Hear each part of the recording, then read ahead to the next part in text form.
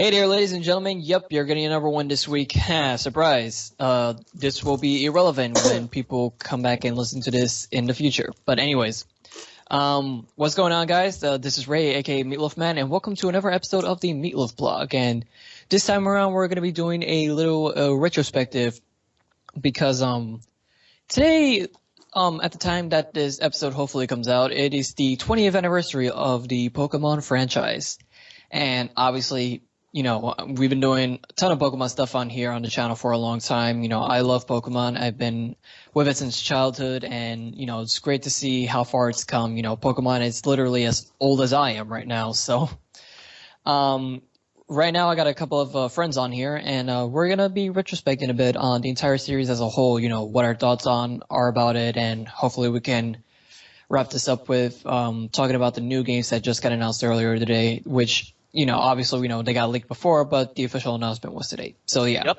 Pokemon Birthright, Pokemon Conquest. Can't wait. Alrighty. Spoiler alert! For like the few people out there that still haven't gotten like exploded with it from the spoilers everywhere on social media. But yeah. Spoiler alert! Alright, shut up. Alrighty. So with me, my guests today are Lorenzo, finally coming back after a long while. Hey guys! I'm Royal de Lorenzo! And and also with me, our good friend Eric, aka Shadow Link on Team Triforce. Sup, it's Eric. That wasn't my voice, by the way, guys. Oh, really? I couldn't tell. I swear. Both of them have YouTube accounts on social media, which will be in the description. So in case you're interested, go check them out. I really recommend them. So yeah. So anyways, let's waste no time. Let's get started with this. So guys, Pokemon. What was your first you know, what did you first hear of Pokemon at all? Like when you were a kid, like how did you first get into it? Where did you first hear it from? Did you just see it like in a commercial or on the internet or from word of mouth? When I was a young kid, at the age of no, I'm not gonna go there. But when I was a young kid, my parents got me a Pikachu plush, which, by the way, I lost at Comic-Con 2 years ago. Yeah. Rest in peace. You guys will see that video out soon. Rest in peace. It was great. My parents had gotten me that Pikachu plush, and also my dad and we used to watch Pokemon together. He kind of it used to be on Cartoon Network, I think, if I remember correctly. Yeah, they showed it on Cartoon Network. Yeah, it was on Kids on WB Toonami, right? first, and then it was like Cartoon Network Saturday mornings, I think. I used to watch I don't know about yeah. Toonami. I think very occasionally on Toonami. Yeah, But, I used to watch a lot to Toonami with my dad. Yeah. We used to Actually, yeah, when Toonami was like 5 days a week or something like that, they would have like Chronicles or something running. Yeah. So I would Pokemon, I would watch it with my dad, and we'd have a lot of fun. We'd kind of talk about it. It was cute because back in the day he was really, really immersed into the anime, and even after that, you know, I got a Squirtle plush, a Charmander, and a Bulbasaur plush. Kind of funny that I did at the time. Yeah, you know, it's hilarious. I wasn't immersed fully into the world because I didn't know anything that was going on. But it That was turns pretty out, much me too. Yeah, and when I found out, oh shoot, I found out that all of these are the starters, and it was so cool. So you experienced Yellow version in real life. Yeah, when I was IRL. and then when on my 6th birthday, my aunt had given me Pokemon Emerald as a gift, and somebody else, I had a birthday party, and somebody else had given me a bunch of Pokemon trading cards. This was that generation, Emerald, the Hoenn region. And it was really, really cool. And so I opened them up, and I got a bunch of really, really cool cards. I think I got a Celebi, coin. And it was really cool. That's what I gotta say. But I really enjoyed it. I played through Emerald 6 times. I caught all the legendaries, and it was just really, really cool at the time. And then it took me a while for me to get back into the Pokemon world. It took until Platinum came out. That was my next game. And then from after Platinum, I went with Soul Silver, which was the first Pokemon game I pre-ordered because it came with a cool Lugia statue. And even when Platinum came out, I bought an issue of, I think Otaku magazine, and it came with a cool little Giratina origin form kind of like paper craft that was really cool. It's still in my room. Yeah, right I saw some of those. Yeah, it's still in your room. Yeah, surprisingly. And then after that, Soul Silver, the next game, what was the next game? Black and White, right? I remember doing yeah. when my channel was kind of just starting up on YouTube. That's when you started the whole thing. I did a news episode that I was kind of just it was stupid as a concept, but it was cool. That was like Fetus Lorenzo news. Yeah, it was fun. It was cool to do. It was it was Fetus Lorenzo news. It was 10 minutes of me with a background. You couldn't see my face. You just heard my voice, and you just saw Reshiram and Zekrom on the front. And it was me using Windows Media Maker to make something, and it was really cool. But I was essentially reading from Bulbapedia the entire time, and I was just like, oh, this is so cool! Like, I was reacting to it. So it was the early versions of, that was when my channel name was Lego Pokemon Lorenzo 97. Lego, wow, that's a mouthful. Yeah, that's why I changed it to Royal Dude Lorenzo. Besides the fact that you kind of forgot your password. Well, I mean, I restored my password, but that doesn't mean I'm going to use that channel. Probably not going to use it again, unless you want to, in case something ever happens to your main account, you could probably just bring it up as backup, because you can change your username now. Yeah, but I only have 23 subscribers on that channel. You could just tell people to subscribe just in case. That's true. But on another note, so Black and White, though I actually did not attend the party, but Ray actually got me my copy of Black and White. I gave him the money. He went to Nintendo World for the release party, which he'll talk about, and he got me a passport to the Unova region and the game. He picked it up for me. And it was really cool. I was able to actually play around with these new mechanics that I hadn't experienced for a game and a half. I remember. Isn't it actually when we did the unboxing video? Yes, the very first unboxing video. It's actually on my current channel right now. It's one of my first videos. It was really cool. Yeah. And it's sucky video, but it's on my channel now. You guys can take a look at it. It's right here. It's right here. The link is right here. Everybody starts somewhere. Well, it's in the description, because I don't know if anyone's gonna click on the static image, but yeah. It's a nice 10-minute blast to the past. After Black, I actually got Black 2 White 2 I think a year after it actually released. I got it pretty late. Yeah, I got it pretty late. And I didn't even finish it until late 2014. And they were already releasing X and Y. And I didn't get X and Y until 3 or 4 months after. And I actually just haven't finished X and Y since 2 weeks ago. Or 3 weeks ago. When I got my new 3DS XL, that's when I finished Y. And now I'm really excited for the new versions, which we won't say what they are until the end, until we actually talk about it. But I'm excited. I don't know which version I'm going to get yet, but... He's so excited. He just can't hide it. I'm about to lose control, and I think I like it. So I don't know which copy I'm going to get. I think I'm going to wait till more information comes out to do it. But pre-orders are out. You guys can follow a few people on Twitter. Put your money down, guys. Few people you want to follow: Amiibo News, Daily Game Deals, and Nintendo Inquirer. Nintendo Inquirer. They're all for the.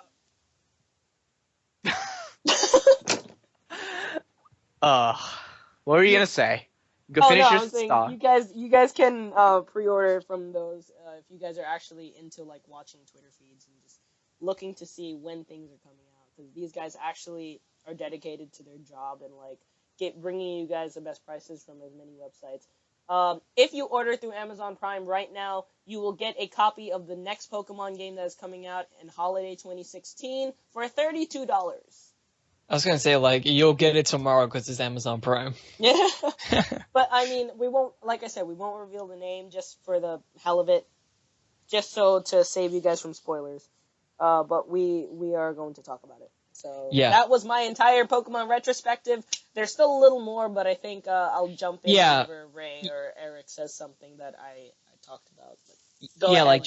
Like generally we're gonna have a history in brief, and then we're like, just gonna talk about like what we liked about the generations. Yeah, there's still a lot because I still have to talk about a lot more about like the anime and the movies. But like when you guys talk about them, I'll jump in.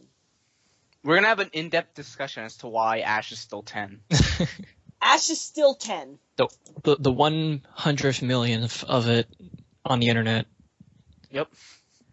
So Eric, you can go next if you want. How did you first get into Pokemon? Like, where did you first hear about it, and how did it snowball? It was a mixture of. I remember this day really well for some reason. It's just one of those days that's in my mind, and it's almost like a movie playing in my head. I was at the barbershop getting my hair cut, and me and my dad, we go to the same barbershop to get our haircuts, and we usually go the same day. And I go first just to get it out of the way.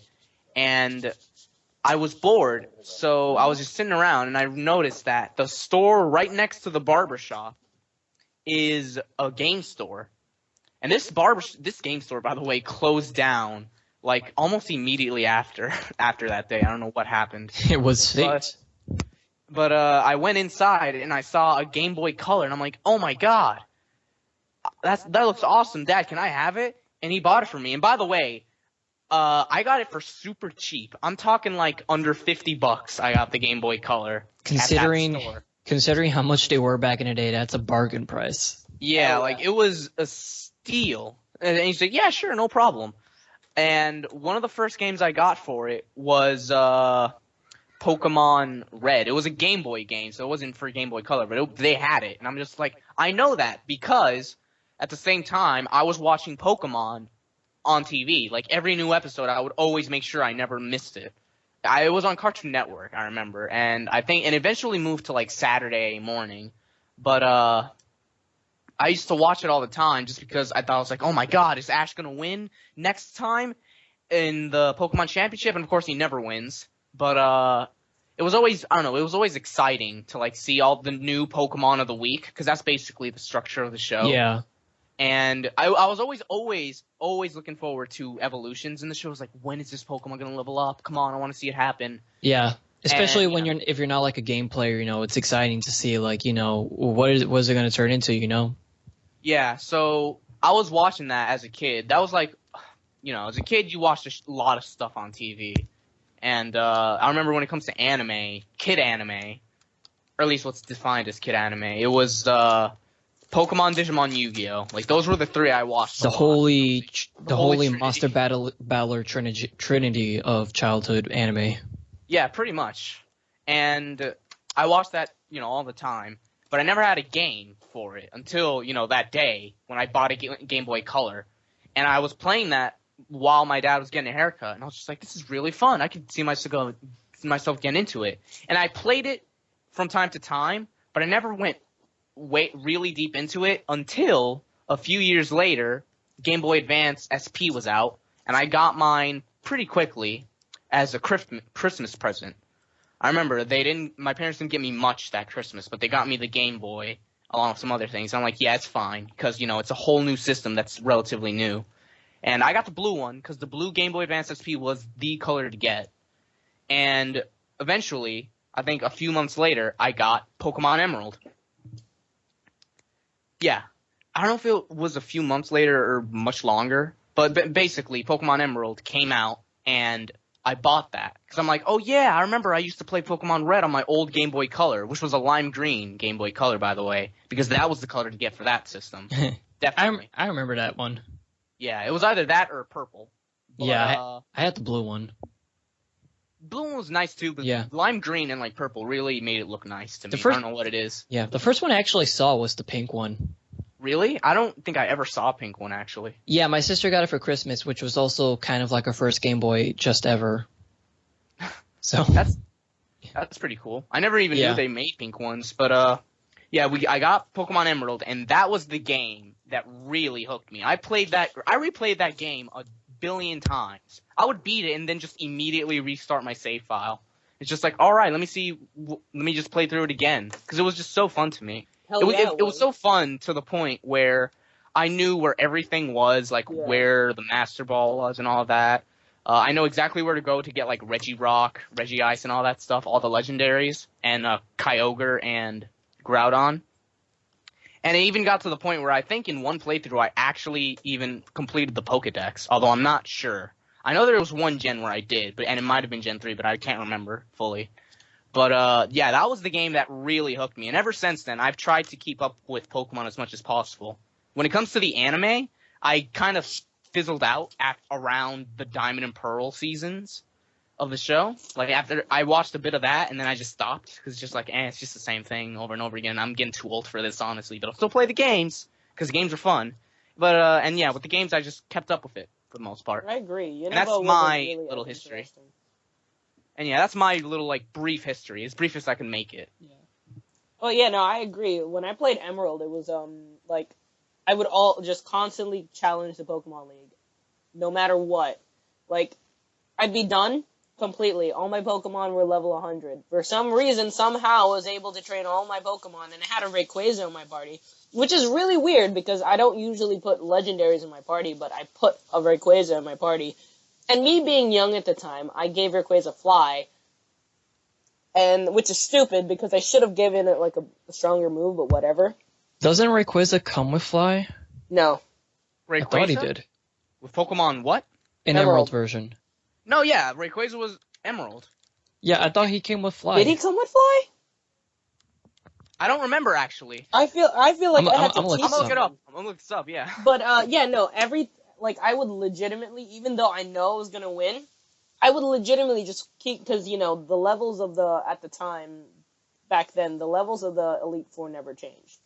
Now, if you challenge the Elite Four, it gets harder and harder and harder every time you do it. But, to level 100, these guys as Pokemons would stay at, like, level 60, level 50, and I would just utterly wreck them. And it was just for the hell of it. I was just like, you know what, I don't have anything else to do. I'm going to take 10 minutes and just beat the Pokemon League again. And I wish, I'm just like, Ash wishes he could say that. But, right. And then I wouldn't go into I would spend a lot of time in the Battle Frontier, but just not to the point where I wanted to actually, like, buy, get ribbons and stuff like that, and badges, medals. It wasn't to that point. I was just really just enjoying it. I did like Platinums like that. Platinum was the game that I actually use an action replay for.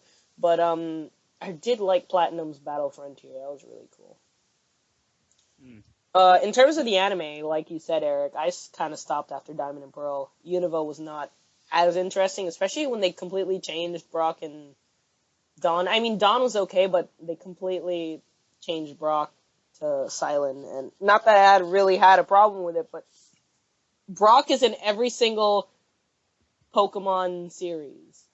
Well, not in all season. of them. I mean, I remember in Johto, there was that guy that had like a green shirt, and I think it was Johto, an artist. That was the Orange Islands. Tracy. Yeah, Tracy. And he was, Professor Oak's grandson. The reason why they changed him out in that season was because they were scared that people would, like, criticize them, because they would have thought that Brock was like a stereotype, even though he wasn't meant to be. But people actually liked Brock, and no one ever complained about him, so they just brought him back. People didn't like Tracy. Well, I mean, it's not that people hated Tracy. I know Tracy has his own hate-them out there, but They do. I mean, he's not as memorable as Brock. That's the problem. Yeah, that's the thing. That's the reason why I he's couldn't widely even remember hated. his name. I'm just like, the guy with the green shirt. He's widely hated. Tracy Sketchit. Yeah, just because he replaced Brock. Yeah, for that one season, they just like, we have to bring him back. And even now, he's all right. Right now, I was able to torrent the entire season 6 through 9 of which you're not afraid to admit on the internet. No, I'm not, because piracy. To be fair, though, it's hard to find this on DVD now, especially at affordable prices. So I downloaded the entire 6 through 9 in like 4 folders, which is really nice, by the way. 26 gigabytes. I put it on my hard drive. It's just really a cool time killer. After I finished Soul Eater while on my road trip to Florida, I just zipped through the entire season 6 of Hoenn, season 7, and then whenever I come back to New York and I'm on the bus, I'm always watching an episode or two. It's just a really good time killer to have 4 seasons on your hard drive ready to go. Yeah. And it's really cool that I'm able to kind of just watch and go from there, you know? I have a lot of fun doing it. Yeah, it's just, it's good because the Hoenn season was actually one of my favorite, the Hoenn seasons were one of my favorite arcs. I think Johto and, that's not to put down Johto or Kanto, they were really cool. I really like those, and I also really, I think second that to come is, what's that called? I already forgot the darn region. For which game? Diamond and Pearl and Sinnoh. Sinnoh. Yeah, Sinnoh comes second, and then third comes the Kanto region, fourth comes, Johto. And I kind of feel like Johto's kind of like the bastard child of the 4. Whoa, Really? I don't think that at all. What are you talking about? Okay, it's not that. I just don't really remember it. I guess because I remember Kanto so vividly, I remember Sinnoh and Hoenn so vividly, but Johto's kind of like a blur. So, and that's why I say it's not my opinion. I just believe that Johto's kind of like the bastard child of the 4. Before preceding Unova. After Unova, you know, I just kind of forget. I kind of forget all the other places just because it's not fun. X and Y is available on Netflix, so I'm probably gonna eventually start watching it. Oh yeah, I forgot. They have Pokemon on Netflix. Yeah, and they have the entire thing. They have the Indigo League. I've been watching it. They have the Deontay movie. Which is Did you say the Beyonce movie? Deontay. Oh, I was about what? What does that have to do with Pokemon? Yveltal is in that one, so it's a really cool one. Man, did you know that Beyonce was a huge Pokemon fan? Hell yeah! Loves it. But I guess and no, we should get on to my... that's not to offend anybody. Johto, just in my opinion, just I don't really remember it, so a lot of people aren't really. In my opinion, kind of just because I don't remember it, or even a lot of people just kind of just think it's kind of a blur. I guess it's it is kind of like the bastard child of the 4. I would not say that at all. Really? Why, did you like the Johto season? Johto is one of the most loved gens, dude. I don't know what No. Gen-wise, it's really great. I loved it. But I'm talking about the anime. Oh, you're talking about the show? Yeah, the anime. Oh, you're talking about the anime the whole time. I thought you were talking about the hell no. My mind is being blown right now. No, but I guess I could kind of see that because they did get rid of Brock and Tracy was not Orange Islands. No, that was only Orange Islands. And to be honest, I actually kind of agree because in thinking back on it, I don't remember that much from Orange Islands. I even forgot the name of that season. It's oh yeah, Orange Islands, that's what it was called. But the Johto season, Johto seasons, I can't really remember them. If there's anything I do remember, it's the theme songs to the Hoenn regions. For some reason. I remember, I do remember the Pokemon Johto theme song though. It's Pokemon Johto. Yeah, that one. Yeah, I remember that. Everybody wants to be a master. Everybody wants to show their skill. That was my shit. Those Pokemon theme songs. Yeah. So No, exactly. And Johto as a gen is great. Let's say genre. That's a genre. Kanto, Johto, Sinnoh, and Hoenn. No, it's Hoenn after Johto. Yeah, and then it's right. Yeah. The thing is, when in terms of I think they're all on equal footing. I think Sinnoh and Hoenn kind of take, just in my personal preference, kind of are a bit higher, just because they kind of took the formula that we know and really, really took it out. Gen 3 was a really, really big formula, changer. you guys remember, like, Gen 3 was Hoenn and Sinnoh. Gen 3 was, Kanto and Hoenn. So when they remade Fire Red Leaf Green. So, and that was really good. It's kind of like the same game remade, and then Emerald and, Ruby and Sapphire, those are really good. Because it was in full color and everything was a little more dynamic. Ah. So did Ray give his brief history? I was kind of trying to segue into that. Yeah, go ahead. Yeah, go ahead. Alrighty. So, my earliest Pokemon memory was probably like a few years ago. I don't remember if this was like in the late 90s or early 2000s, but my earliest memory was watching the Pokemon Emergency VHS, where like I was watching the second episode of the show ever aired, and I saw like Ash, Misty, and Pikachu going to the hospital in Viridian City, and looking at Jesse, James, and Meowth inside the balloon, and the part where Meowth goes Meowth in the episode. Like, I just found that so funny as a kid. I just kept rewinding it over and over for no reason. So, in terms of like Pokemon in general, that's probably like my earliest memory that I can think of. But in terms of like the video games, afterwards, I can't remember if people in my my elementary school class started talking about it first, or if I actually happened upon the game first. But regardless, I remember me, like my sister one day bringing home like a pre-owned copy of Pokemon Sapphire version, and we didn't start the game new. I forgot if she got it from a friend or something like that, but this cartridge, I'm not kidding, literally had all the event Pokemon in it. Like, it had Deoxys, it had Latios and Latios, it had basically not a completed Pokedex, I would say, but just basically everyone you ever wanted but just missed out on back when Gen 3 was around.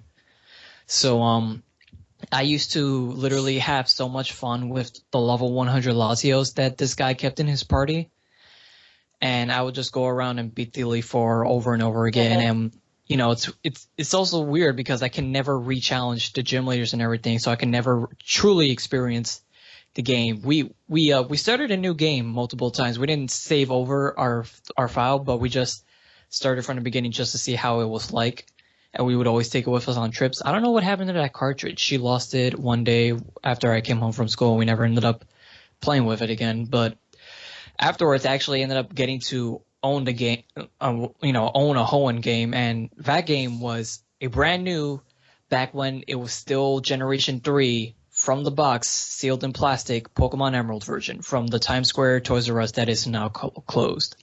Back when it was called the R Zone. And I remember the day I got that. Like, I actually wanted it for Christmas one year, but I didn't end up getting it. But I did get Nicktoons Nicktoons Battle for Volcano Island for Game Boy Advance instead, which is also a good game. But the following, I think for my birthday it was, or something like that, I got Pokemon Emerald version, and I took it home that night, and I did not play anything else but that for about a whole year. Literally, I know we're jumping the gun a bit here, but Pokemon Emerald is without a doubt probably my favorite game in the entire series. I have to agree with that. Yeah, I have the most... Yeah, go ahead. I was going to say, it's not my absolute favorite, but it's the one I hold the most nostalgia for. Yeah, like, that game got me into Pokemon. Like, I hold so many memories with it. I remember doing everything in the game, battling all the gym leaders, having trouble actually fighting against them, and actually training in the wild to get stronger, like how Ash does in the show and everything. Kind of like the whole Dragon Ball syndrome. You lose a fight, just keep getting stronger, and you'll win next time. And then, all the different events, like with Steven and May and everybody and Wally, having a hard time trying to catch Rayquaza. I remember even, like, because Is that how you pronounce it, by the way? I always said Rayquaza, but I might be wrong. I think it might be Rayquaza. There were different pronunciations throughout the years. I used to say Rayquaza, but I guess it could be Rayquaza. Rayquaza. It's kind of rolls off the tongue easier. Yeah, I guess that's true. Yeah. But, yeah, I remember there was this one time, I actually used to go to the choir as a kid in the church near my my home, so I would bring my Emerald copy with me, and I actually, with the help of some friends, I actually had to like fight off against like Team Magma and Agua me against too. some parts. Well, that's our church, Yeah. but I brought it to a community center, and this guy just like, he was essentially like a version of Caesar. Just he talked. He was more sociable, and he knew everybody. Yeah.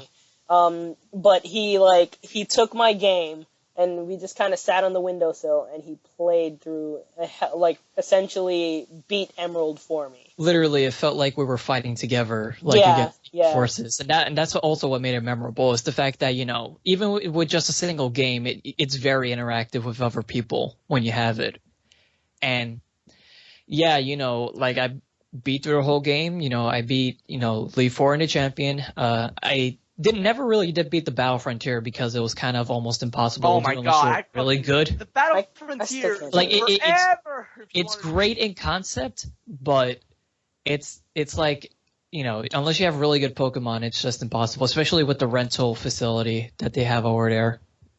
Like I got to give Ash credit over there for beating the Battle Frontier. Yeah, that's like the one thing he beat, right? The Yeah, Battle Frontier. that and the Orange Islands. He became champion of both. He course was he also did. Fucking finally. he was also offered to be like the Frontier Brain for after he beat the Battle Frontier, but he declined because he wanted to keep traveling. See, but like the thing is, they don't like Ash to win anything besides the Orange Islands because this is probably appropriate. Orange Islands is a bastard child of all the in terms of the anime, series. Yes, in the anime. I don't remember a lot of it, so yeah, I guess exactly. that would be And it's like somewhat accurate. they don't like him to win anything. He won the Battle Frontier. Wow. I don't even get to beat the Battle Frontier, but that's because I don't feel like it. But Yeah. like he doesn't ever beat the Pokemon League. Ever. Ash, wasn't there a point where Ash was super close to winning? Yes, and he lost to Aladios. He makes it like really like you guys got he never wins, but you guys got to give him credit because he does make it like really close in the tournaments. Like he makes it to like the top 8 or top 4 or whichever. He's Japanese. He's I'm gonna look it Asian. up. His parents should be like, no, champion. You sleep in street. Like I know we're jumping the gun a bit here, Pokemon but takes a dark turn, and then like Ash's mom turns really abusive, and it's just like, you better fucking win this time, and slaps him. Like, you Asian, you go win tournament now. I know we're Yes, jumping. Mom. I know we're jumping the gun a bit here as well, but I just gotta say, Diamond and Pearl is probably like the worst like the final battle of the championship ever in the entire anime series. He fights And Cynthia, everyone right? universally agrees because literally this guy Tobias is his name, the trainer that Ash fights with the Darkrai and the Latios. Oh yeah. He comes out of nowhere. We never ever in the beginning or after he's introduced, like at all, get any backstory for him. He literally comes out of nowhere and pretty much only exists just to kick Ash out of the tournament. Legitimately, that is what his And he's like the first person. Wikipedia page says. He exists just to kick Ash out of the Pokemon League. Which How pisses me off so up much. Is that? Like And literally, Ah. that is the one time you can legitimately call out the writers for that. The creators just don't want. I feel like if they do it, The they're going to lose. the viewers. other times that Ash has lost in the tourneys, they felt like acceptable losses because he actually fought like feel hard like against the them, and second- there were actual opponents that felt legal. Like this is literally, Tobias is the exact personification of why we don't allow legendaries or uber Pokemon in competitive battling. I think the thing is, the reason why they will not let Ash ever win is because it kind of just defeats the purpose of his whole goal. I think that might honestly be it. Like, it's just, he's never gonna win. No matter He's never how going hard to he win tries. because they started off the shows, I'm going to be the very best, like no one ever was, right? And he's never the best! And he's never going to catch them all. But And it's everyone just, ever it's just was so the show, best. It's just so the show continues. And see, maybe one day, which that day will never come, but one day he's going to do it. But it's never going to happen. They keep adding 200 more Pokemon every single time. You're not going to catch 900 Pokemon in a day. He caught a bunch of Tauros in the Pokemon Safari. But that's that he caught 30. He caught 30. You guys are right. He was the champion in the Orange League in the Hoenn Battle Frontier. And when it comes to the leagues, he's in the top 16 in Indigo, the quarterfinals in Johto, the quarterfinals again in Hoenn, the semifinals in Sinnoh. So that was the highest he's ever gotten. And then in Unova, he goes back down to quarterfinals. Like, God damn it, Ash. You're showing some improvement, and then it's just like you go down again. What's even worse is the fact that he used his best Pokemon from throughout his journeys in these fights, and then they bring in the most BS kind of like trainer to fight against him just to make him lose. But wait, there's more. I know we're going on a rant, ladies and gentlemen, but you know. There's more. Pokemon is a very important topic, gentlemen. Pokemon. If you guys have ever watched, I'm pretty sure this was the Pokemon retrospective and not the rant about Ash for like an hour and a half. If you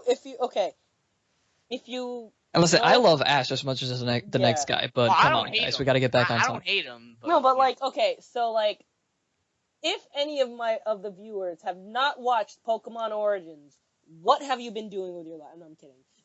Pokemon Origins is actually really go legit. watch it. But the thing is, Red beats the Pokemon League, beats all the gym leaders, defeats Team Rocket, and catches all 150 Pokemon. I bet he caught Mewtwo. Not Mewtwo, but Mew2. Mew as T-O-O. T-O-O. Yeah. I bet he caught them because he saw it and he went after it. But like, the thing is, if Red can do that in 4 episodes, why can't Ash do that in 16 seasons? 16, there are over 900 episodes of Pokemon. Why is he incapable of freaking catching them all, beating the Pokemon leagues, and completing his damn before the comment sections become oversaturated with just this one topic alone and not actually retrospecting on Pokemon, I would just like to mention the fact that Red actually gets beaten by Gold later on, like 3 years later, so kind of not the very best, like no one ever was. Yeah, he does get beaten. He is the final boss in that. He's also capable of being defeated by your trainer in Black 2 and White 2, so yeah. Okay, rant over. Wow. I'm just so back to my story. Yeah. Go ahead, Ray. You jerk. You wonder why I have guests on less often. Anyways. Yeah.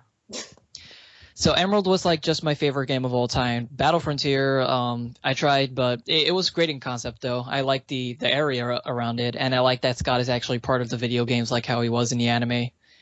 And yeah, I just enjoyed it overall. It's probably like my favorite, arguably my favorite game of all time. And then you know, because we were still in Gen 3 at the time, I picked up a pre-owned copy of pre-owned copy of Leaf Green. And that's how I got to experience Kanto in the third generation at least. And I played and beaten it. And it's funny because there was actually a part where I couldn't beat the rival in Cerulean City. Like, my Pokemon just weren't strong enough, so I wanted to train more. And I wanted to see if there's anything I had missed in Pewter City. But the thing is that the way to Mount Moon is blocked off by all those, like, you know, those ridges that you jump off of. You can't go back into them. But through some miracle, and I swear to God, I did not have an action replay. One night I was at my cousin's house sleeping over, and I was playing it late at night on my Game Boy, and it just glitched out. But it didn't freeze my game. I was still able to move everywhere. But I was literally able to walk through the ledges. So I got back into Mount Moon, and I literally went back to Pewter City, and I was like, oh, wow, that's awesome. Like, literally, I have no photo proof of this, but I can literally just say that, tell the tale of how I actually managed to go back before I was intended to. And it was pretty cool. So, yeah, I played and beaten it, enjoyed the game, and I enjoyed the extra stuff that they added at the end, like with the Sevi Islands. And I like how at some points there were gold and silver music in it, which was pretty cool. Alright. And afterwards, I forgot how, but thanks to one of my cousins, I actually managed to get a pre-owned copy of Yellow version, and I played through that as well multiple times. The reason being why I did it multiple times was because the first time I did it play through it. I couldn't beat the Elite Four, and I didn't have any money, and I couldn't rebattle any trainers. Like, that's the thing I kind of hate about Gen 1, honestly, is that it's impossible to rebattle trainers unless you go fight the Elite Four over and over again. Gen or 1 battle is wild not Pokemon aged and use well Payday. at all. Yeah. Like, I'm but looking I mean, forward to with getting the- the games on Virtual with the new Console, but they have releases, not aged well. The Unless new they, releases, I feel like they're gonna like get into a different stage. unless they didn't tell us about this and they actually add the Versus Seeker in it, which would be pretty cool. Maybe. Well, I mean, they're adding the whole, like, you can import the shit, whole Pokemon the bank Pokemon together into, Into Bank. the upcoming games, which we'll talk about. But yeah, You know, it's cool. I was actually talking to somebody at GameStop, or one of the sales managers, about the whole Pokemon Bank thing today, and I thought that was really cool. that's cool. It's only like $5 a year, right? Like, Yeah. it's pretty dirt cheap. You just gotta, $5 a year? you just have to pay the, literally, you just have to pay the nice lady $5 and she'll hold your Pokemon. Yeah, I think it's just. I'm looking it up right now. Yeah, Oh, right, $5 that's what a year. You meant. Yep. I For was those who are questioning wondering, I made a joke about that in one of our private chats, ladies and gentlemen, earlier in the week. Damn. Paid a nice woman $5, she'll hold your Pokemon. I thought you were like, I owe that woman $5, and I'm like, what are you talking Yeah, because about? I haven't used Pokemon Bank in a while. Lawrence, you're an idiot. I legitimately didn't know that was exactly what they were talking about. But yeah, so yeah, I played through Leaf Green, played through Yellow version, loved it so much, and it's the version I'm getting on Virtual Console when it comes out. It's either that or red. Yeah. And, you know, another reason why I kept restarting is because, you know, no matter how many times my team changed and no matter how many times I experienced the game differently, you know, Pikachu was always there to greet me, and that's always cool. Hey, Pikachu. The one starter that just, you know, like, and I'm saying this in a good way, the one starter that won't abandon you or won't go away. Just like, you know, Ash and Pikachu. Pretty cool. Yeah. And it's I remember also the the only game where he can really be a starter and a powerful asset to your team. Speaking of Pokemon following you and always being there and welcoming you, you guys remember the Pokewalker? I miss that so much. The Poke Whopper? Walker. Yeah, Oh, Poke Whopper Whopper. at Burger King. Yes. Available now. And the It's funny made thing of is, Pokemon meat. It's made of Tauros meat. And, Oh! and it makes your feces like a strange color like it did with the Halloween burger. it makes it red and white. Makes it red Your and dumb blue. Poke Patties Red and turn blue. my face purple! You eat the Poke Whopper and it turns your poop red and blue. Red and white. Or yellow. There's no Pokemon. Well, there's Pokemon White. But that's Gen 5. No, Pokeball colors. Oh, alright, yeah, fine. Right. But so the Pokewalker, Poke poop. I still have mine. The thing People is, I don't order our use it. Pokemon. Like, I legitimately have it. I just need to replace the batteries, and it still has like a Togepi or something inside. It's already at this point level 100 because I've neglected it. It's kind of like that Neopet that you forgot to feed 9 years ago. Again, jumping the gun a bit here, but I love the Pokewalker so much, and I wish it still existed Yeah, for it was a good the later idea. generations. Like, I used to, literally, Lawrence can attest to this, we used to have those a lot on our belts, like in acting class and in like Hell 8th yeah. grade and everything, in high school. But one day, they were in my pants pocket, and my mom put them in the wash without checking my pockets, and I lost my ho to it. I could technically bring it back with that code on the Pokewalker screen in Heart Gold and Soul Silver, But it's not worth it anymore. yeah, because, you know, The game's done. all the experience is gone too. Yeah, I could always just order another one, but it's a lot of money now. It's like $60, but I've seen one for 30. Fun fact: the Pokewalker is actually one of the most accurate pedometers ever created for anything, Hell yeah. scientifically proven. Yeah, it is actually really, like, I think, like, they use the same technology in the current 3DS, so it's like when Yeah, it was like the predecessor to the Street Pass Yeah, so essentially, like, what I liked about it, it was essentially, like, and Pokemon Go. Essentially, it took a lot of the, like, Pokemon Go, I feel, is going to lead to a lot of weird stuff happening. yeah. we'll talk about that when we get to it. The, what I thought was really cool was the fact that, like, the Pokewalker kind of set a whole entire generation forward. That, like, there is, like, a lot of the things that the Pokewalker did eventually moved to, like, the 3DS. And it's, like, and you gotta admit, like, the whole, like, Street Pass and, like, walking Street around, Pass and you know. Pokemon and Me and all that. Yeah, all that stuff that you see on your 3DS now or your new 3DS or whatever,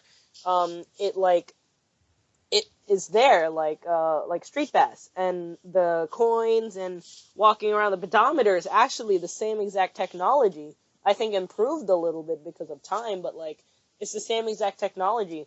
I don't think the Pokewalker will work with the current new 3DSs, but like I mean, if you had Hercule and Soul Server, yeah, you could still, because the infrared technology was inside the game card and not the actual system. Oh, really? Yeah. That's so cool. That's why you always had to put your cards in front of each other in order for them to connect for Wi-Fi battles. I mean, for Link battles or for Pokewalker stuff. Wow, that is so cool. Yeah. Yeah, like if you actually cool. hold your Hercule the Soul Silver cartridge to a light, you'll see that it shines like an orange color. Oh yeah. Yo, is that like some Illuminati shit right there? Hell yeah. That is so cool. Pokemonati confirmed. Poke. That's the next team in the next game. The next villainous organization. I gotta be honest, as interested as I am in Gen 1 Pokemon Virtual Console, and I am gonna get one of them at some point, I'm surprised it took them this long to put them on the Virtual Console. Like, shouldn't that have been day one? It's like Pokemon. Yeah. But no. Alright. No. It feels weird that now they're doing it, because this is something that people have been saying for years, ever since Virtual Console was a thing. It's like, when's Pokemon? Didn't we get Diamond and Pearl on the Wii U Virtual Console? We got that, but that's weird. Like, I'm glad it's up there, but the Virtual Console has a lot of kind of an oddball addition. The Virtual Console has a lot of issues. It makes no sense that the 3DS can't get DS Virtual Console games, especially since they can handle the processing power of it. It's already backwards compatible, but apparently we can't download games. That's like if a PS3, like you could play PS3 games backwards compatible with the physical discs, but you can't download PS3 games on it. I mean, PS2 games rather. Yeah, it's bizarre. Like, you can't play SNES games on 3DS Virtual Console either, right? I'm like 90% sure, and I'm just like, really? Yeah, because I thought Super Mario was perfect for this. It'd be perfect, but it's like, no, they're only Game Boy Advance games too. Like only some of them are on there, and that's only if you had, some of them are on Wii U. That one thing really where when the 3DS first came out, and you were part of the ambassador program. Yeah, because I know Lawrence has Mario vs. Donkey Kong for Game Boy Advance on the 3DS. I remember some other games that you could get on the ambassador program was Fire Emblem Sacred Stones. That was one of them.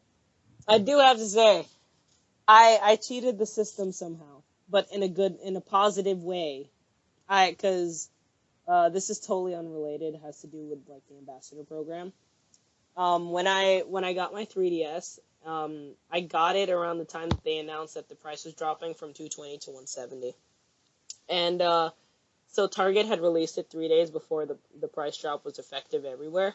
And they released it at the $170 price, and the only way you were going to get the games was if you signed onto the internet before that day. You could pay whatever price, as long as you sign into the internet, you will get those games.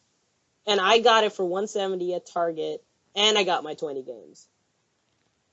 I lived off Game Boy and Virtual Console games for 3 months. You lived off them. Yeah, because those are the only games I played for 3 months, and then my parents got me Super Mario 3D Land, which Caesar beat for me at a program that we met at.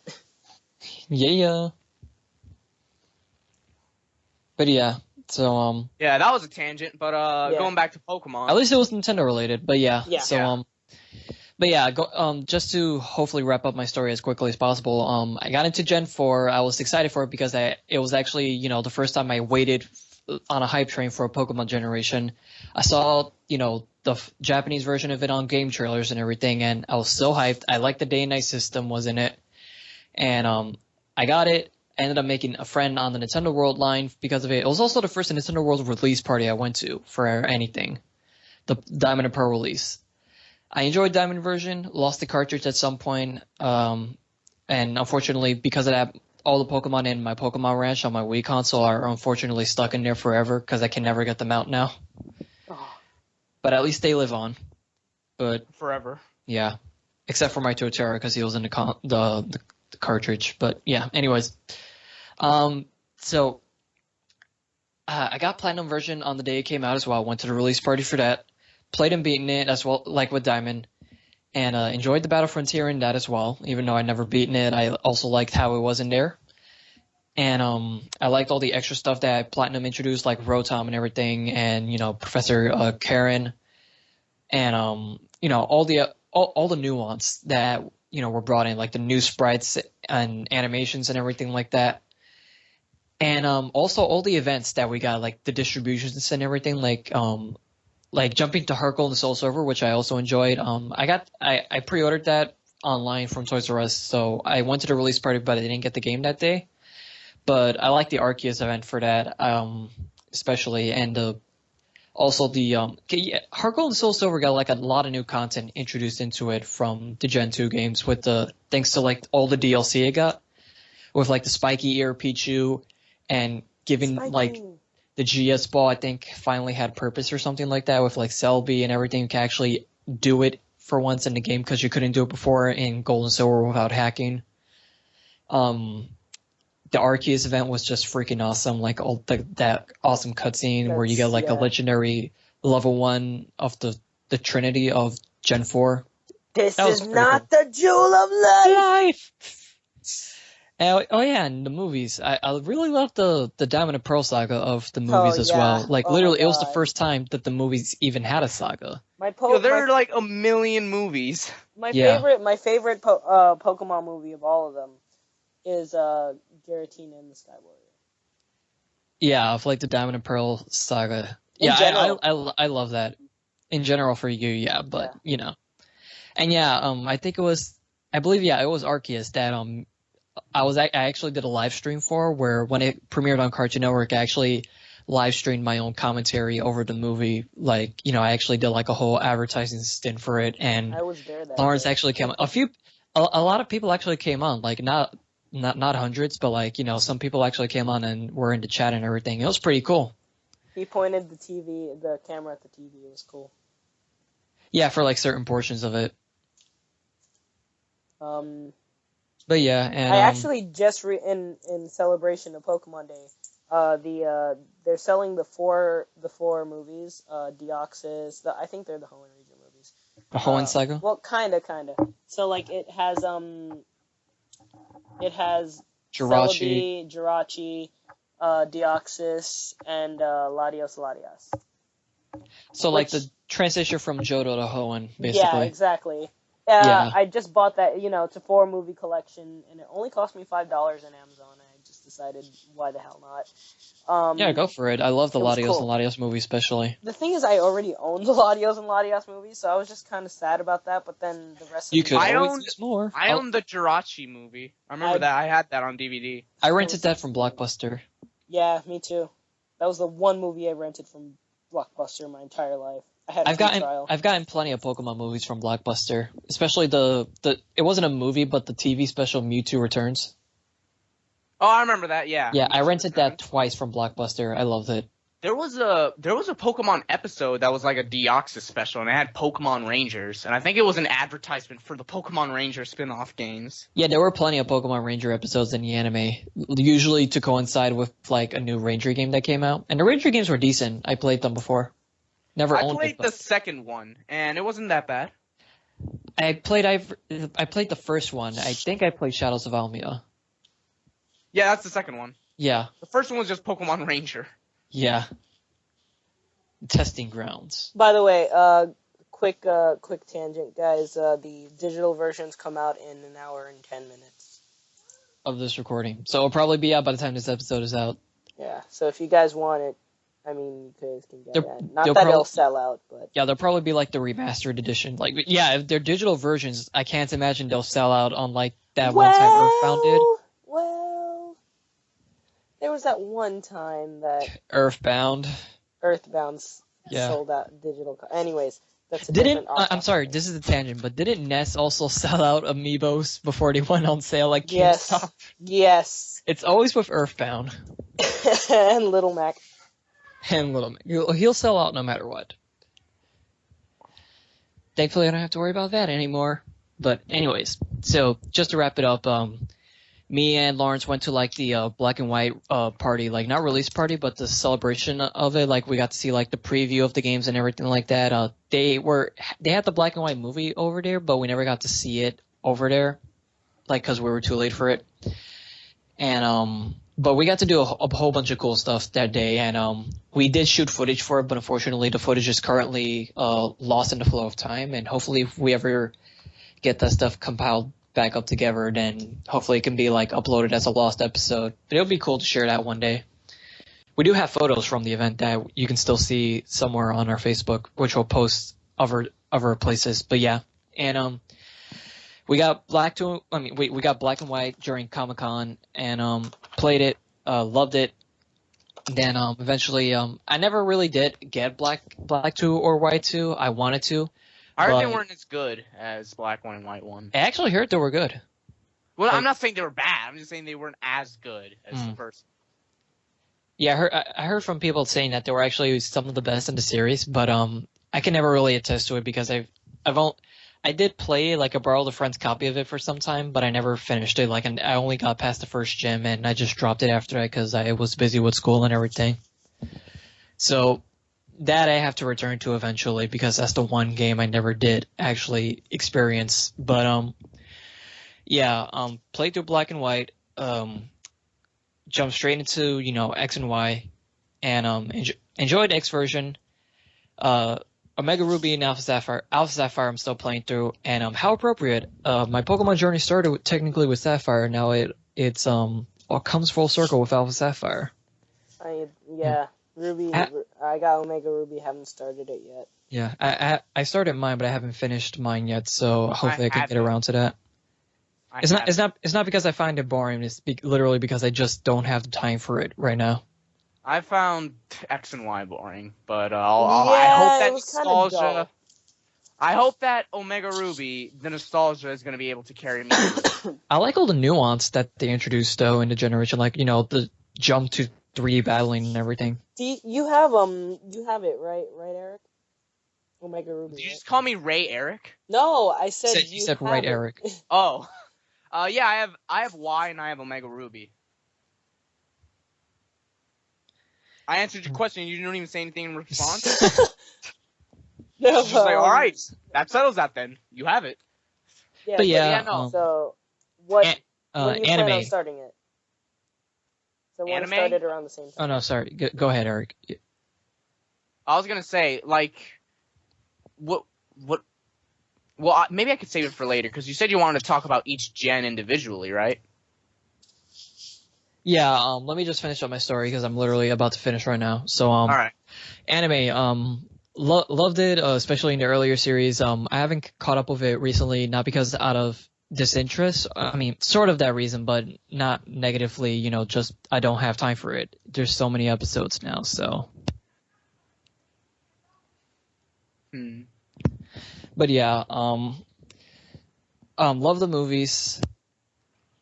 Hang on a second. I love that the first movie was literally called The First Movie. It's just like, wow, how arrogant can you get? You think it's going to succeed that well? It's like, oh, all right, it did. Yeah, literally. I forget if it was called, was it really called that when it first came out? Like Pokemon yeah, the first movie? The first movie. The first it's like they knew they were going to make 1 million of them. Make a second one. And a third. And a fourth. And a fifth. 500. And 38th, and I still will say I love the Nostalgia Critics review of the first movie where he says I try to find Pokemon the first movie and then I run into Pokemon 2000. Okay, did this movie come out in 2000? Is this the 2000 Pokemon movie? It's like, yeah, it could honestly be the 2000th movie. Even though it was the second one. It really was. Before we knew there would be 2000 movies. I remember there's been 18 to let you guys know. Yeah, one for every season. One, every year. Yeah, there's one every year. One for every season. Yeah. Usually four per generation. Really? Yeah, which is not a bad amount. Let me check. Actually, there's been 2. 3 or 4. Yeah. There's been 2 for X and Y so far, so you might be right. We might be getting 2 more of those. Yeah. The only exception was with Black and White because there were 2 different versions of the same movie. But yeah. Yeah, you're right. I remember one of those movies. I'll be honest.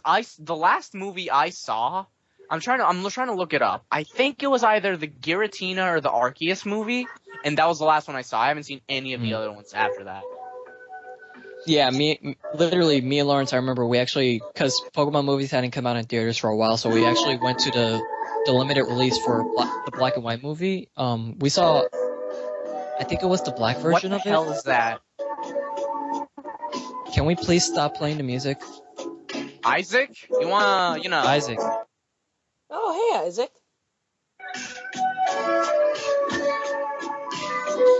Nice porno. Isaac, you're gonna get me copyrighted. For a Pokemon. Free yourself from the... Hello? Isaac, Yeah, turn off the music. Hello? Yeah, hey. What was that all about? Oh, my brother's playing music. Oh. Way to make an entrance. I thought you were trying to, like... I thought you were trying to make some dramatic entrance or something. No, my brother's playing Dramatic music. entrance with, like, porno music? Yeah, that's great. Hold on. Oh, God. Yo, turn that shit up. Wait, what? No, I just you turned want it to up. Turn that down. shit off! Wait, Off. can we turn that down? They think I'm trying to make it. Turn it up. Turn it down just a little bit. Sorry. Damn it, Isaac. We know Can your you still hear it? We know your Yes. recording skills are great, but you don't need What to the resort hell? to recording All right, hold on. pornos. Turn it down even more. Just. All right, thank you. How about now? Your Turn it recording, off. listen, your recording Is that, skills like, are great. really so you hard? don't need to resort to recording pornos. What? Guys, I'm gonna have to, like, go in and censor this later on, and I kind of want to wake up early tomorrow for the event, so... Sorry, Ray. I didn't mean for that to be on mic, but what? It's fine. I wasn't the one He who does just not said accept that. your apology. No, don't say it's fine. It's not any worse than what Lawrence just said right now. Alright. Alright, where were we? I was just finishing up. Yeah, we saw the Black movie in theaters, and the White movie came out on Cartoon Network. That's what the whole promotional thing was back when it came out. But yeah, that's pretty much it for my Pokemon story. And so, ladies and gentlemen, just for context, we are joined by Isaac, aka Isaaclipse, also known as Red Link of Team Triforce, who was supposed to be here earlier, but just shows up now. Right. My apologies. I was busy doing Yeah, chores. you better apologize. Okay. But yeah, I'm here. What's up? Glad to have you. Do You're it real- about 4 hours late. Okay, I'm here. Anyways, Isaac, since you're joining us just now, and you're gonna have to do this really fast because we really need to get moving. But what was your first introduction to Pokemon? Like, where did you first hear about it? Like, was it word of mouth? Like, did you see it on TV, video games? Like, what was your first Pokemon experience? And then Was it the trading card game? My first experience with Pokemon. Wow. Okay. It goes back. Wow. It's Okay. well because I've played Pokemon for so long. It's a really It's like tough that's way to think deep, back. bro. I did like play the axe. TCG, and funny thing is, I did buy some cards. But my first experience was as far back as 1999. I played Red and Blue on my Game Boy Color that I got as a gift, and against my older brother, and that was my first experience playing the games on the Game Boy, the original Pokemon Blue. That's awesome. It was amazing. That's really weird. Since then, I was in the game, into the series. I got exposed to the TV series when I was a kid watching Saturday cartoons. I bet like anyone else, like millions of other people.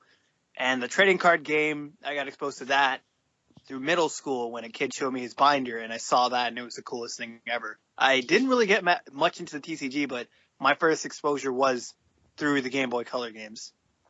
Yeah. The Game Boy Color games were Johto. Red was original. Well, you know what I mean, like it being on the Game Boy Color I'm just saying. was playable. Yeah, I know. I was the same actually. I played Red on my Game Boy Color. So yeah, that was my first experience with Pokemon. But yeah, that's cool. We actually have, someone in here that has actually been there since the very, first generation. That's really cool to have, good thing that you joined us. Oh, you guys didn't start with the first gen? I was there. I didn't get really involved. I paid my respects to the first gen. I did play through it, but I didn't technically start with it, even though I was born in the first gen. Same here, man. Yeah. Yeah, I mean, I didn't. Play I started with Gen Gen 3. but... Though to be fair, Fire Red and Leaf Green came out around that time, so. Yeah, in terms of the anime, I started Gen 1, but. Yeah. Game-wise. And I played Gen 1. I just didn't get super into it. Yeah. Well, I did start with Gen 1, but the game that really that took me into Pokemon, and I guess I have the fondest memories of. I still enjoy Gen 1, but it was definitely Gen 3. Yeah. Lots of people. Gen 3. When I played Gen 3, that was my own cartridge that I didn't have. That was my own game that I didn't really had to share amongst so many other brothers and sisters. I actually owned it, and it was great. Yeah, I think we're all in agreement that Gen 3 is probably one of our favorite generations. Actually, well, that one captivated me, and really that's when I was, oh man, Pokemon everything, man. But no, 4 was my favorite. 4, huh? Diamond and Pearl was my absolute favorite. Yeah, Dialga. Yeah, I have a lot of memories for 4 double too. battles. That's one of my least favorites, to be honest. That's cool. The GTS, dude. The first global trading Oh, station. dude, the GTS. Yeah. I can't believe we didn't talk about that. That was the only way that I got a legendary Pokemon that was that. That's how I got Palkia. That's how I got my first legendary through a trade. That's how I got how I got Gengar with the original Wonder trade right there. That's how I got Gengar with New Face. That was the only way. The GTS, the Global Trading Station, which is now shut two down. Really cool features back then. For people who might not be familiar with it, anyone who had Diamond, Pearl, or Platinum, you could trade online through Wi-Fi. That was the first time you could do it online. You could actually play with people on forums and everything. It was so cool. If you had a certain adapter, you could plug your 3DS onto a PC, go to the GTS website, and trade from the website. Did you do that? I did. Yeah. I didn't have the cable. Or I think you could also connect to it via Wi-Fi. But yeah, if you had the cable for it. I did it via Wi-Fi. I still remember even now how excited I was when I put up my I caught a shiny Bidoof. I remember the GTS website. I caught a shiny Bidoof. Yeah. I put him on the GTS, and I wanted a Palkia. All right. And I didn't think I was gonna get him. You could put whatever Pokemon you wanted. You could put up your offer and then put down what you wanted in exchange. It could be any Pokemon that you've either seen or was that you caught. So, I didn't see Palkia, but I just chose him from the GTS list. And for the next week, anxiously always check back the GTS. And I'm like, did I get it yet? Nah, no one's going to take this shiny Bidoof, man. It's a shiny, but who's going to want it? I hope they give me a Palkia. And I finally check, and all I see in the first animation is just a Pokeball coming down, and I'm just so excited. I'm hyped. And then it's Palkia, and I'm like, yes! That was the best. That was the best experience I had with 4. I'd imagine in your head you probably had a wombo combo kind of reaction or something like that. It was in my parents. I was riding in my parents' car, and I had the most hype moment ever. My parents thought I was dying.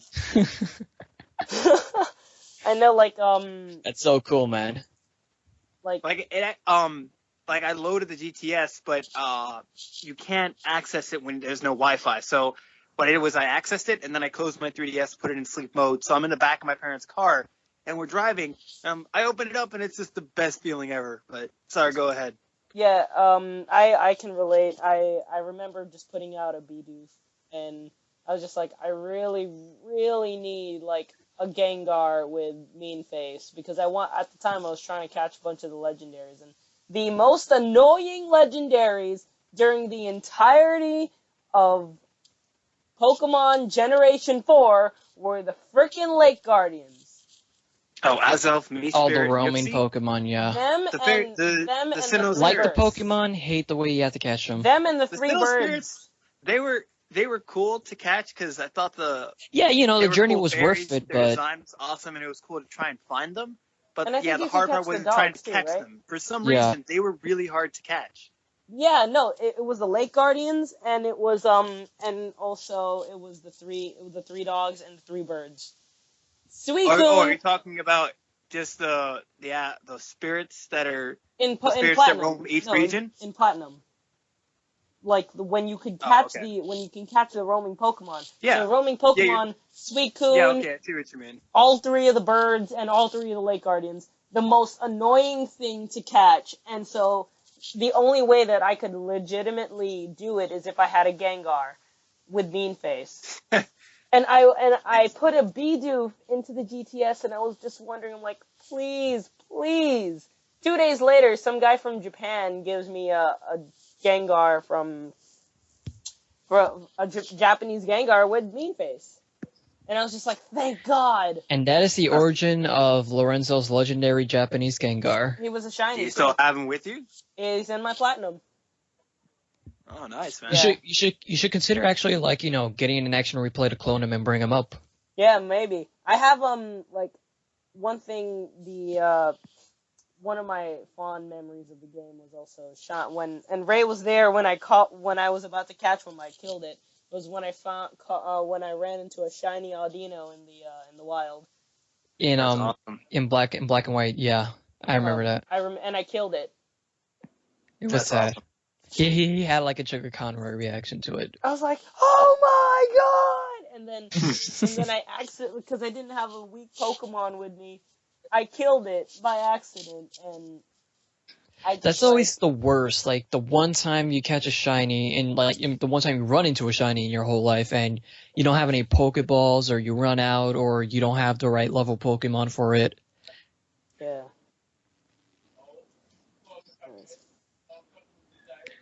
Yeah, killing Pokemon sucks. Yeah. Although that happens a lot where you're trying to catch a roaming Pokemon and you don't want to drop feint it because it's an encounter that is, it's just by chance. Even every encounter before Gen 6, before Pokemon X and Y, I remember every time I ran into a roaming Pokemon, I would have the hardest time trying to like keep it from dying because I wasn't used to hunting roaming legendaries back then.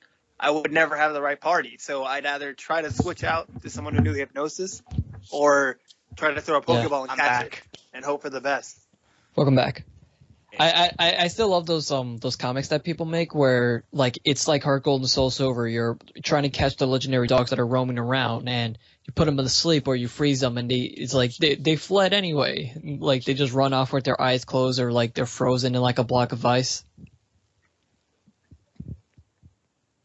It just shows how hard the struggle is. Silence. That's exactly. I agree, man. Because every time that I do try to catch a roaming legendary, like I remember, the last time I killed a legendary Pokemon was as far back as Rayquaza in Sapphire. I killed Rayquaza because I ran out of Hypnosis PP. So all my power points were just gone, and I'm desperately trying to just catch him. I desperately tried to catch him with Ultra Balls, and it didn't work. So I just struggle, and I hit and kill him, and I had to restart the whole thing over. I'm sure that...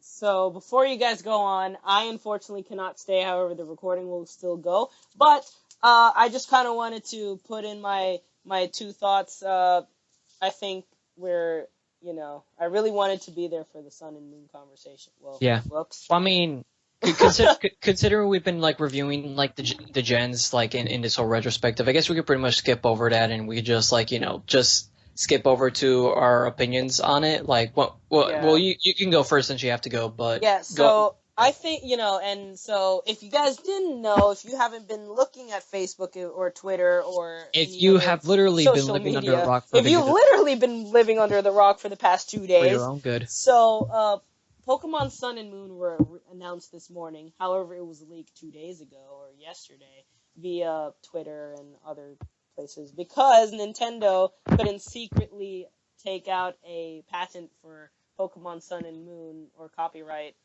with Nintendo UK without the entire press and media just like completely like throwing There was- it out into the world. There was That's probably beside like the that one point. guy on the copyright website just looking to see if anything's been improved just so they could put it out there. Yeah. It's like, Pokemon Sun and Moon! So I don't know which one I want to get yet. Like I said, I have to look for more information. I'm leaning Celestia towards or Luna? I'm like legitimately it feels like Birthright and Conquest right now because Moon is kind of like Conquest and Sun is like is Birthright. And What do this you isn't guys... I'm sorry to interrupt. What do you guys think will be the third version if they make one? Of what, Sun and Pokemon Moon? Star. Solar System. Oh, Oh, Star is Pokemon pretty- Star sounds cool. Rainbow. I'll be Remember, they're honest. still coming out with Or, Rainbow. Oh, Rainbow, yeah. Maybe it could actually be true. Because there's Pokemon rainbows Rainbow. in space. Pokemon. Whatever it is, it's gonna sell. And I honestly don't know. I'm leaning towards Sun just because I usually go for the Fire type or the Dragon type or whatever kind of. This like might the be a same new one. introduction More of about the a type, though.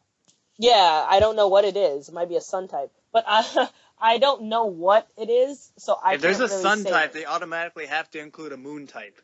Yeah, I don't think honest, that's how it works. They're unless gonna- they plan on. I could unless see- they- I could introduce a new see- type that's gonna either balance out fairy types or change the whole playing field against Psychic and Ghost. One could literally possibility that see- I've heard is that Soul Rock and Loon Rock are about to be promoted to like legendary. Soul and Lunatone. Soul Rock Lunatone. and Loon Rock. Loon It's Rock. Soul Rock and Lunatone. Loon Rock. Loon Rock, Loon Soul Rock, Rock. and Lunatone. Who's are that being- Pokemon? It's Loon Rock. Damn! Gotta go get it. Lunatone, nickname it There you Loon go. Rock But they're now. planning There on you go, Ray. You promoting got them your to own Lorenzo legendaries, own count right here. He gave you a fail on your In the podcast. Meatloaf blog. which the they're Meatloaf planning blog. on That's the first. promoting them to legendaries, so it's really cool. But I think they're gonna come out with new legendaries. Hopefully Dragon types because I like the Dragon type. Yeah. Um. I could definitely see Legendary. Celestial and Lunar types being a Yeah, thing. I can agree. Or Anyways, maybe even light um, types finally. in terms of the future of Pokemon, I don't know what's gonna happen. It is literally like 100% out of this world because no one kind of saw Pokemon Moon. and Okay. Literally Sun. out of- I'm just gonna spill out my theory right now, since like you guys already stepped into Sun and Moon. If anyone else wants to put out their part, they can go before me, though. Well, I need to head out. So Yeah. but- so in terms of like movies, you know, Pokemon, like I said earlier during my rant, they're never going to let Ash win the Pokemon League. Therefore, the series is going to keep going for at least Well, I another mean, 30 technically years. they could one day, but, you know, maybe Ash could be like, oh, I want to go to another region. Yeah, exactly. So like, but they're also he's never going to catch them all. So I Didn't would he say beat this. the Battle Frontier? Yeah, Yeah. and the Orange Islands. But the thing is, Yes. in 30 years, maybe it might not even be done. But I mean, who knows what'll happen?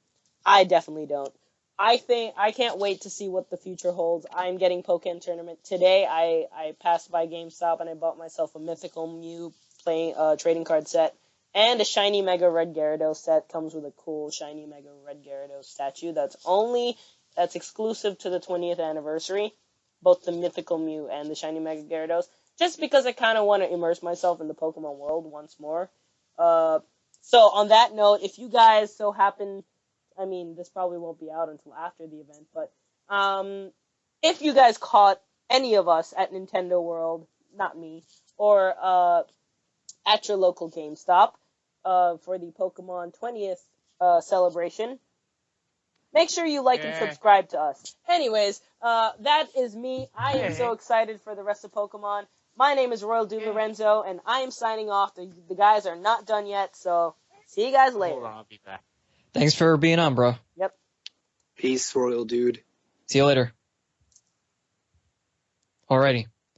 So, before we go on, I just want to take back something I said earlier. I said earlier that every ever defeat that Ash has had in the Pokemon League besides Sinnoh has been an acceptable defeat, but not Kanto.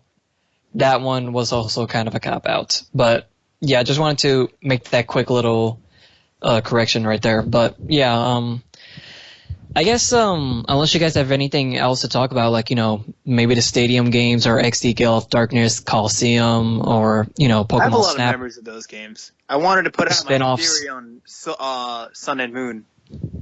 You can go ahead if you want. Okay. If you guys have any other theories you want to put out first on the game, I'm okay with that. I got nothing, honestly. Okay.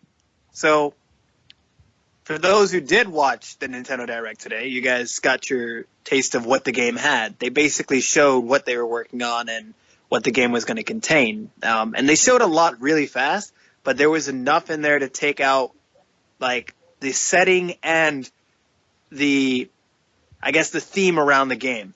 So Pokemon Sun and Moon is already off the bat showing you one of the Pokemon gyms in the game, which is a water-type gym. There's an image that was shown from the Game Freak lab, or studio, that shows a town. It looks like a town. It is. And there's a Horsea fountain with a Pokemon Horsea sitting on top. And behind it is a building which looks a lot like a gym normally does, with columns in the front and a facade with images of water-type Pokemon behind there. So there you get the gym.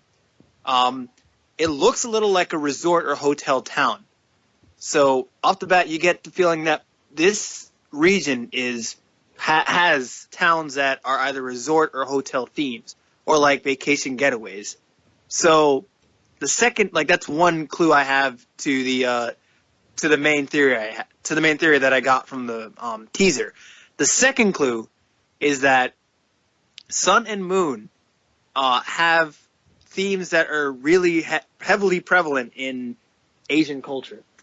So in most Asian culture, there's a lot of like in TV shows and media, there's a lot of representation of the sun and moon as the dynamic between humanity and nature.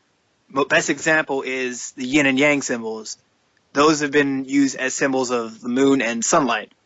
So I think those Asian symbols mean that that's the second clue, that these symbols, the sun and moon, mean the next game is going to be somewhere set in Asia. Now, where exactly, I don't know. But if it has that resort island theme to it, that hotel or like getaway vacation, my best bet is that Pokemon Sun and Moon is going to take place somewhere in Asia, probably China. That's actually a really good theory. I think it's terrible. No, I'm just kidding. You can think what you want, but like, just look up the images from the video again, and just like actually pause and look at it. Well, I don't know, dude. I look up Pokemon Sun and Moon, and all I get is memes. Look at the Nintendo Direct. Watch the teasers. Look at what you see in the town. Look at the actual design behind the poster, and then just for a second, if you guys know, best example, you guys, for anyone who's seen Avatar: The Last Airbender, do you guys remember the episode with the moon and the monster in the when Sokka's girlfriend turned into the moon? Exactly, yeah. The theme behind that was that that was rough, bro. The whole thing, it was. The whole thing behind that was yin and yang, because the koi fish in the river that were supposed to stop that monster transformation, one reflected yang and the other reflected yin. Yin yang yo. Exactly. Good and evil, light and darkness. So that light and darkness is sun and moon, literally. That could easily mean that it's based somewhere in Asia, most likely China, because that's where most of that traditional Eastern philosophy starts. I'm pretty sure that this means that the game is based in China. I say that's a very valid theory. Hopefully we get to, It's also a new place, because they've never been, besides Japan, they went to the West already. They visited America in the form of New York. New York in the 5th gen. And then in the 6th gen, it was France. So since they did the West twice, they might be going back east. If they went to Japan, it would be, it would be too I don't think they'd go do Japan again, because they've already done it. They covered all the regions. It's way too predictable. They'd have to go somewhere farther east. Where's farther east in Japan? China. Also, Isaac, actually, now that you mention it, that theory actually also has more validity to it than I think, because one of the new languages they introduced is Chinese. Chinese in the game. Both simplified and traditional. That's my third clue. That's why they want to include those two. Yeah, that's my third clue. That's the reason why they added 2 new languages to the game. Wow. Dude, no joke. That's actually some good thinking right there. It'd be hilarious if it ends up being completely false, and it's like, it's in Hawaii! Well, remember... To be fair, it is a tropical setting. Does anyone remember the last last gen's Nintendo Direct, what was the language they added to the game?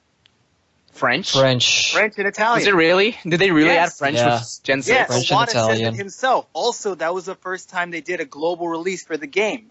The And game came out in Europe, America, and Japan on the same date. Wasn't it also with Black and White that it introduced the fact that you can play in multiple languages? Bless you, by the way. Yeah, well, I think I don't honestly don't remember, but I 'Cause remember that the If standard that's language. the case, then New York is very multilingual. Yeah. I mean, That's true. bilingual. Oh, I guess But multi definitely sense, some people might not last know that. gen in the Nintendo Direct for Pokemon X and Y, they had French and Italian and some other European languages added. I think German and Danish. But those languages were added in the game at X and Y, and that was a giveaway. I really think this is a clue for China. I'm almost positive. They even added two different versions, like not even just Chinese. They added traditional and simplified. Why would they go through the hard work of translating the game that deeply? Yeah. It's like they know, this game probably will be having a release in China, so That's my they theory. want people to be able to play the game over there and see the parallels between the games. And that's good because it's been 20 years. We're celebrating Pokemon around the world, so it's not out of the realm of possibility that these games probably do take place in China. And now that you put it that way, Isaac, I kind of want to see it be China now, like the region that this takes place in. Hopefully, as months go by, we actually get to see more parallels of China. Like, they never will probably outright say what it is, but... Get ready, man. Jackie Chan is one of the Elite Four. Jackie Chan. What if he's a champion Right next with to his talismans? cousin Chin. You don't earn badges, you earn the talismans. Jackie Chan and his cousin Chin are in the Elite Four. You don't fuck with Chin. The professor is uncle. Wow. Or Jackie! they're gonna have Kung Fu Panda as a Pokemon. They're gonna have a Kung Fu Panda Pokemon and a literal, what's the name of the six Kung Fu fighters in Kung Fu Panda? The Furious Five. Five. The Furious Elite Five Five. as literal Pokemon with Master Shifu. Master Shifu. Master Shifu is the next Pikachu. No, I want Jackie Chan as a professor. What if Jackie Chan is like, I don't know, like your father, or what if he's the player character and then Jade is like the female protagonist? Oh man, Jackie Chan's too old though. He'd have to be professor. Like I'd be fine with him being the Professor Oak of this gen. And he's like, "Hello, this is a world of Pokemon. Here we collect talismans. Wait, that's not right. Here we collect Pokemon." Man, I'm already having like ideas off of this being in China. What if Confucius is? What if the champion of the Chinese league is Confucius? I love that you and all these people have these insane theories for what was literally shown as just the titles and like 1 For second, 5 minutes. not even 2 For 6.5 seconds. minutes. 1 second, like flashes of concept. It's impressive, but still. Like, but they that's gave it. away so much, Eric. Just go and watch it again. You'll see Yeah, what sure I mean. they did. Eric, if you want to see even crazier theories, go to TV Tropes. Look at the Wild Mass guessing. I know you're. Eric, I understand completely. You're cynical towards this because there was barely a reveal. There wasn't a video. Besides, there wasn't gameplay footage showed, which is true. But with something as big as Pokemon, you can easily draw so much out of it. The names leaked, and right then and there, people already had theories. Just the names. I mean, not even gameplay footage. I'm a fan. I'm not that crazy into it where it's like I'm able to theorize all this stuff about it just from the names. So I'll take your word for it. It's funny where it's just like, yeah, this is what they're called. And if you blink in these next few seconds, you're gonna miss like the redesign of the Pokemon Center and all that. Oh, sorry, you missed it. Bye. Dude, that was the point. I know how you feel, but if you watch the Nintendo Direct, you will know what I mean, because that was the entire point. Dude. Besides, like, it was literally them pulling up the curtain and showing you quick glimpses of what they're working on. And when they go and tell you that the two new languages are traditional and simplified Chinese, that's where they're like, yeah, this is what we're talking about. If you don't get it, then, I mean, just wait for the next teaser. I mean, I still think the Direct was good overall because I like the whole celebration of Pokemon and like showing all the different gens. It was cool seeing like kids playing on their Pokemon on their gameplay colors and stuff. Like I was listening to a Game that Explain. bit was really neat. I was listening to the Game Explain discussion earlier about them retrospecting on the Direct, and I think it was Ted from Brain Scratch Coms hit the nail on the head when he said that they were showing the different generations of the Pokemon game and the kids enjoying them. Like literally, the technology changes every year, but the experience stays the same. Yeah, that's the battling and the trading. That's true. I like Iwata did the same thing with 2013's teaser of X and Y, and I liked it. I do like when they do that. It's cool where Pokemon is going, and it's being more global. It's just great to see how far Pokemon has come in just 20 years. Like, literally, it was a black and white monochrome screen with, like, slow battles on a link cable and everything like that. Like, it was so primitive in the VHS era. Here we are, Hell, even people era on of mobile. Blu-ray discs and, cell phones and big screen mobile devices and everything. And you could fit, like, a ton of movies on your tablets now, and you can literally play with Pokemon in 3D, and now we're getting Pokemon Go and everything with virtual reality, and we're getting closer and closer to actually having Pokemon in the real world. Everyone and their mom is trying so hard to make their own bootleg Pokemon. I was watching a gameplay of Black and White on YouTube, and the first thing that comes is an ad for a Pokemon bootleg. Yeah, and there's so many bootleg Pokemon apps. There's so many bootlegs. As much as there are bootleg Pokemon games for the Game Boy.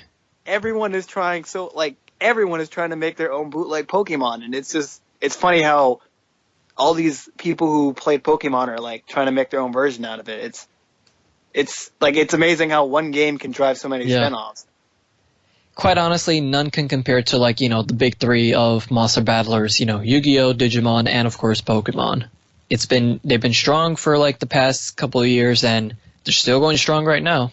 I'll be honest, I kind of find what's the name of that? Duel Monsters. I find it as a bootleg off of Duel Yu-Gi-Oh. Masters. Duel Masters. Exactly. Duel Masters, not Duel Monsters. Yeah. Duel Masters. Yeah, I find it because it's got its own TV show and its card game, but yeah, he had like a weird hairstyle. Yeah. I remember that. That's a tangent, but yeah. But yeah. We'll get to that when we do a Yu-Gi-Oh retrospective in the near future, but yeah.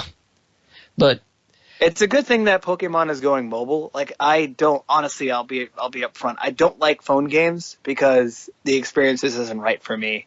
Most of them nowadays are like pay to play, and it turns me off because it's on a phone. But there's reasons behind that, like the actual device and the experience playing it on a screen that small. I with just no don't like it. But I do like the fact that Pokemon Company and Nintendo are going to move on new platforms and try something else. With that being said, I read that Niantic, the developer behind Pokemon Go, got a additional $5 million funding. So they're putting a lot of money into this game, and every day I can't stop thinking about what Pokemon's going to be like played on mobile. Yeah, we were saying earlier that we're going to speculate on what's going to happen with Pokemon Go. Like, what everyone's pretty much been saying, like people will go out into the streets and highways to look for legendary Pokemon, people's bathrooms and change their rooms and everything, sneak into people's houses and get jumped by gangs that call themselves Team Rocket. Run into a movie theater to find a special Pokemon. The Theater Thug. It's Team Theater Thug. It's the Theater Thug team. It's like you just see the Theater Thug with Jesse and James. Man, if you do have people running around just to find Pokemon in Pokemon Go, that is dangerous. Yeah, it's dangerous, but at the same time, it's good to see people, celebrating and actually having fun with the game. I'm sure people are going to play responsibly, but, That's going to be the slogan, play responsibly. Play responsibly.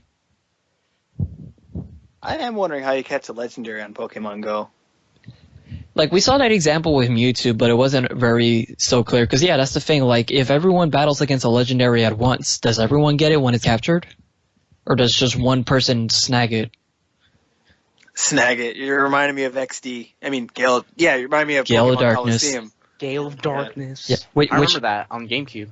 Yeah, which I actually played at Nintendo World for like about 10 minutes. I enjoyed it, but I didn't get to experience the full game. Probably will play through it one day. it is a really good spin-off of Pokemon. I call it a spin-off too because I will eventually. It's still the core. It has the core mechanic to it. It just doesn't have like. It's not the entire. It's not the entire depth of a Pokemon game. But man, Gale of Darkness and Coliseum, great memories of that. Yeah, and Battle Revolution has one of the most beautiful graphics on a home console for Pokemon. That was the first time they added full 3D polygons for Pokemon. Yeah. Or X and Y. Before X and Y, yeah. It doesn't honestly, Battle Revolution on the Wii has the worst track record for a console game of Pokemon. Worse than Ranch and Poke Park. And not even like critically, but like amongst fans of the series because they were expecting an XD Gale of Darkness 2. But they got Battle Revolution, which is a battle simulator. And that's why they were disappointed with it. But I honestly loved that game because it let me take my Pokemon from Pearl, Platinum, and Diamond and battle with them. And it actually had, depth. I liked it. And honestly, they even had the narrator from the show come on to the show. And they voiced all the Pokemon names and everything like that. Like, they had him record all 493 of them, which was cool. Dude probably had a sore throat at the end of the day. Yeah. Like, literally, the one thing I'll say, the game lacks in is, an actual story. Like, you just play through the campaign and that's pretty much it. Like, I wish you can actually walk around and fight a villainous team or something like that, like in the past Stadium games, but... You mean Battle Revolution or XD Gale of Darkness? Battle Revolution. Oh, well, after you beat the story mode, you can actually battle online and then also do battle with a friend locally if they have a DS. Yeah, I know. I've done it before. Like, I've taken full advantage of the features that it had. Battle Revolution was actually my first Wii game. I literally bought that game before I had the Wii. Cool. Yeah, like I got it at Circuit City back when that existed. It's Micro Center right now. And I held on to it and I got the Wii for my birthday and I literally put that in after playing Wii Sports, and I transferred out my Diamond Pokemon. Finally got to play. Had a great time with it all throughout. I still have the game with me right now, so maybe one day if I could, open up my Platinum account back again, I can just, see if I can actually beat the game, see how it holds up still. It is hard though. Yeah, it looks beautiful though. A hard story, like the challenge against the Casino Island gym leaders. Yeah, that's actually one of the hardest experiences I remember, like outside of the Elite Four. Yeah, and the HP in that game actually falls faster than the actual Diamond and Pearl games. Did you guys already ask who's your favorite Pokemon? Oh no, we haven't yet. I'm surprised we haven't gotten there. We haven't gone to a lot of stuff. Like, we haven't talked about the other parts of the franchise, like the other games, or you guys can do that. Our opinions on each gen and stuff like that. Well, I mean, we pretty much covered our opinions on, each... Oh, okay, well, let's do this. We'll go from Gen 1 to Gen 6, and we'll give our, abridged opinions on them. Yeah, like a brief thing. Yeah, because we're kind of running low on time here. We should wrap it up soon. But, yeah, so let's start with Generation 1. So, Gen 1, I thought it was a... obviously, it hasn't aged well. Like, we can all agree on that, surely. But it's still... Yeah. It still has a lot of nostalgia behind it. It was Pokemon putting their feet in the water for the first time, seeing how things turned out, and wow, was it a boom back when it first came out. And I still say the games, obviously they're not as good as the games we get now, but they definitely still hold up for the nostalgia factor and for if you're ever curious as to see how Pokemon got started. So if you ask me, I'd say, when the games come out on Virtual Console tomorrow, which will, by the time this gets up, it'll already be out, give them a try. They're affordable now, thankfully. They're only $10, and you'll get to see how, they get started. And you play through the game, transfer them up later on to Sun and Moon. Transfer them into Sun and Moon. Yep. Scyther's coming home. Definitely. But yeah, what do you guys think of Gen 1? Isaac, you want to go first? Yes, thank you. I liked it. I liked it as a kid, and I don't have any I don't really think about how it's aged at all because I had a good experience with it. In fact, I remember playing the ROM after I lost the cartridge to my copy of Blue on PC and loving it all the way through, actually feeling the moments where you do get stuck in the story because you have to figure out where to get HM01 or how to get onto the SSN and all those vivid memories and even like Before meeting there Bill. were game guides or game facts. Right, the Gold Nugget Bridge, fighting Mewtwo. That all those like great memories are just there because that was when it started. Even though the sprites are probably like, you know, the people are picky about the sprite designs and how the game doesn't have anything much to do after you finish the main story. It's still, I guess, one of the best. The journey is the Pokemon destination. games. Yeah. Right. I'll say this: the story in Pokemon Red, Blue, and Yellow were my favorites. Like that, top notch. That I think that has one of the best stories in any RPG game ever.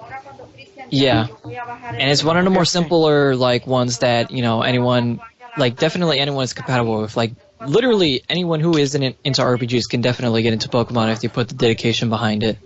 Okay. All right. Are you done, Isaac? Yeah. All right.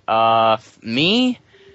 I'll just be upfront and say, Gen 1 is my least favorite gen out of all 6 so far. I get that it was the first one and all that, and that it basically started the whole franchise, but it hasn't aged well at all. I think a lot of the Pokemon designs are awful, and it's also just not that fun to play that much anymore. You see, people complain about the designs and Pokemon we get nowadays. Just go back to Gen 1 and just... It's like, people think the designs in Gen 1 are like perfect or whatever, and I'm just like, bruh.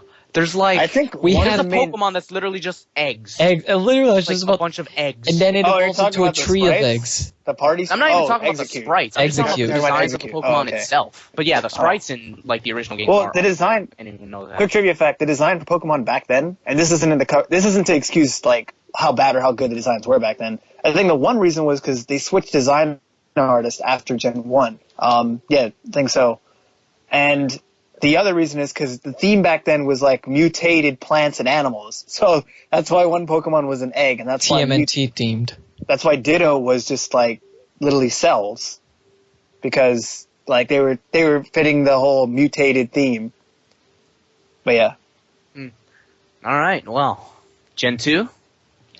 Gen 2, I played, again, I didn't start with Gen 2, unfortunately, because I was still a kid back then and I didn't know what video games really were.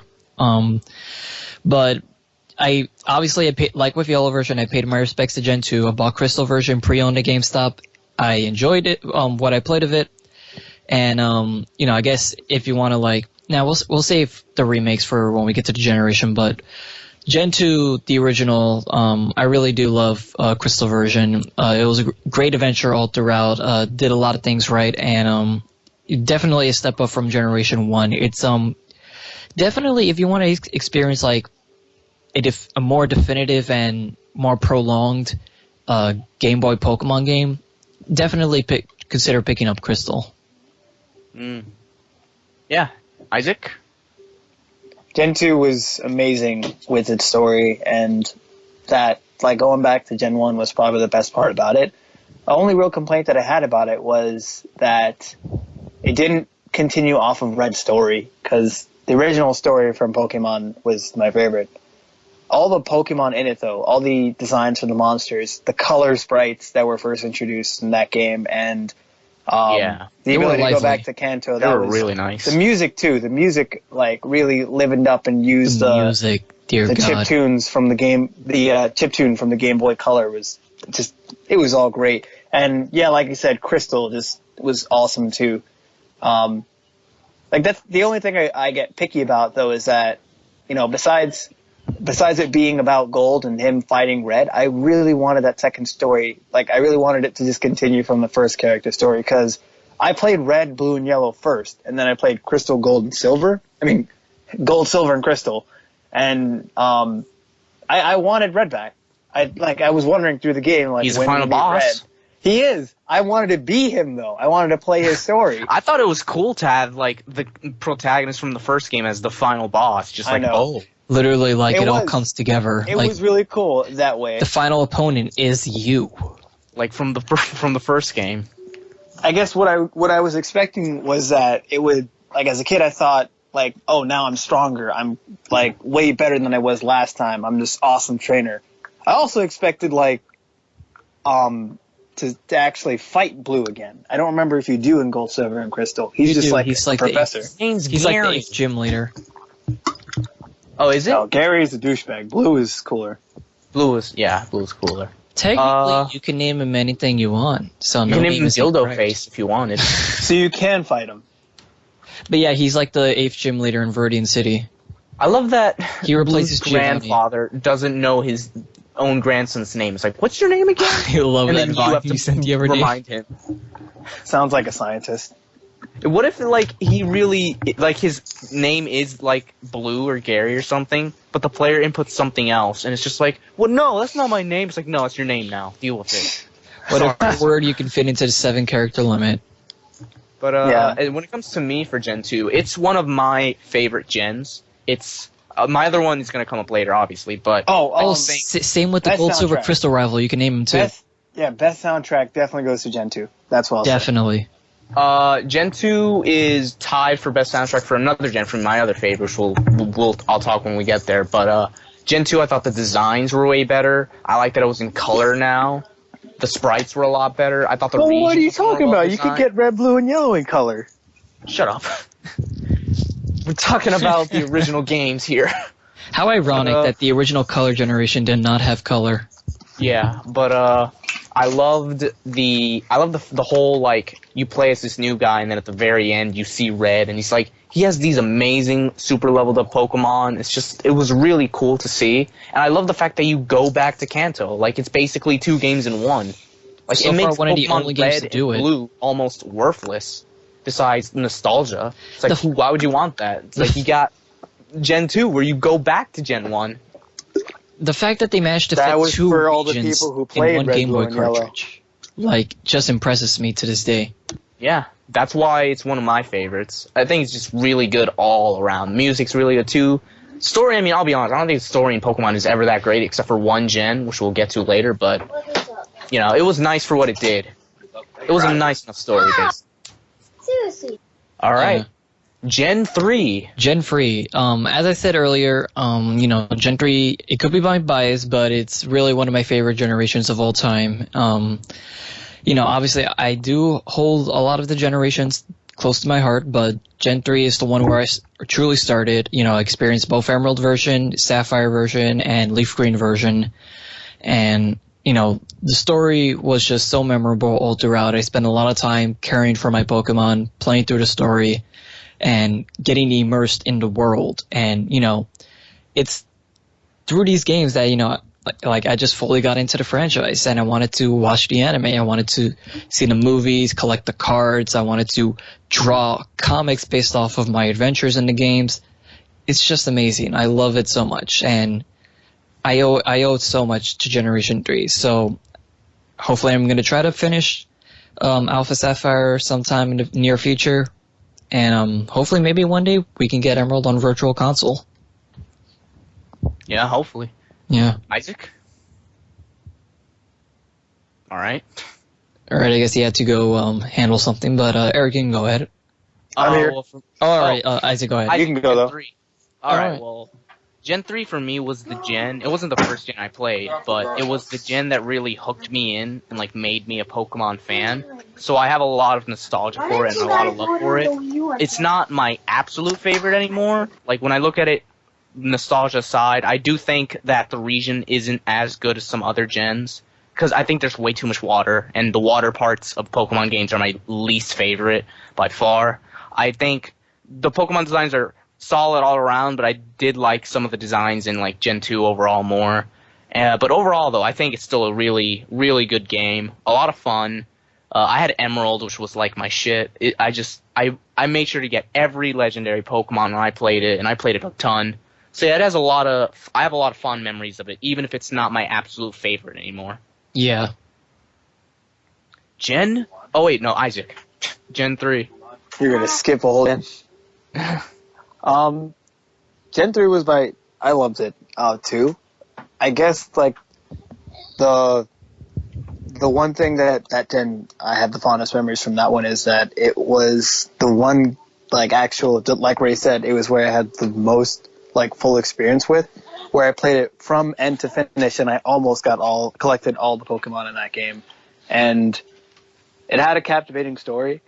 I didn't find it as cool as the first story, but I think I loved the most the artwork in that game. That was where like the design was the best because it had.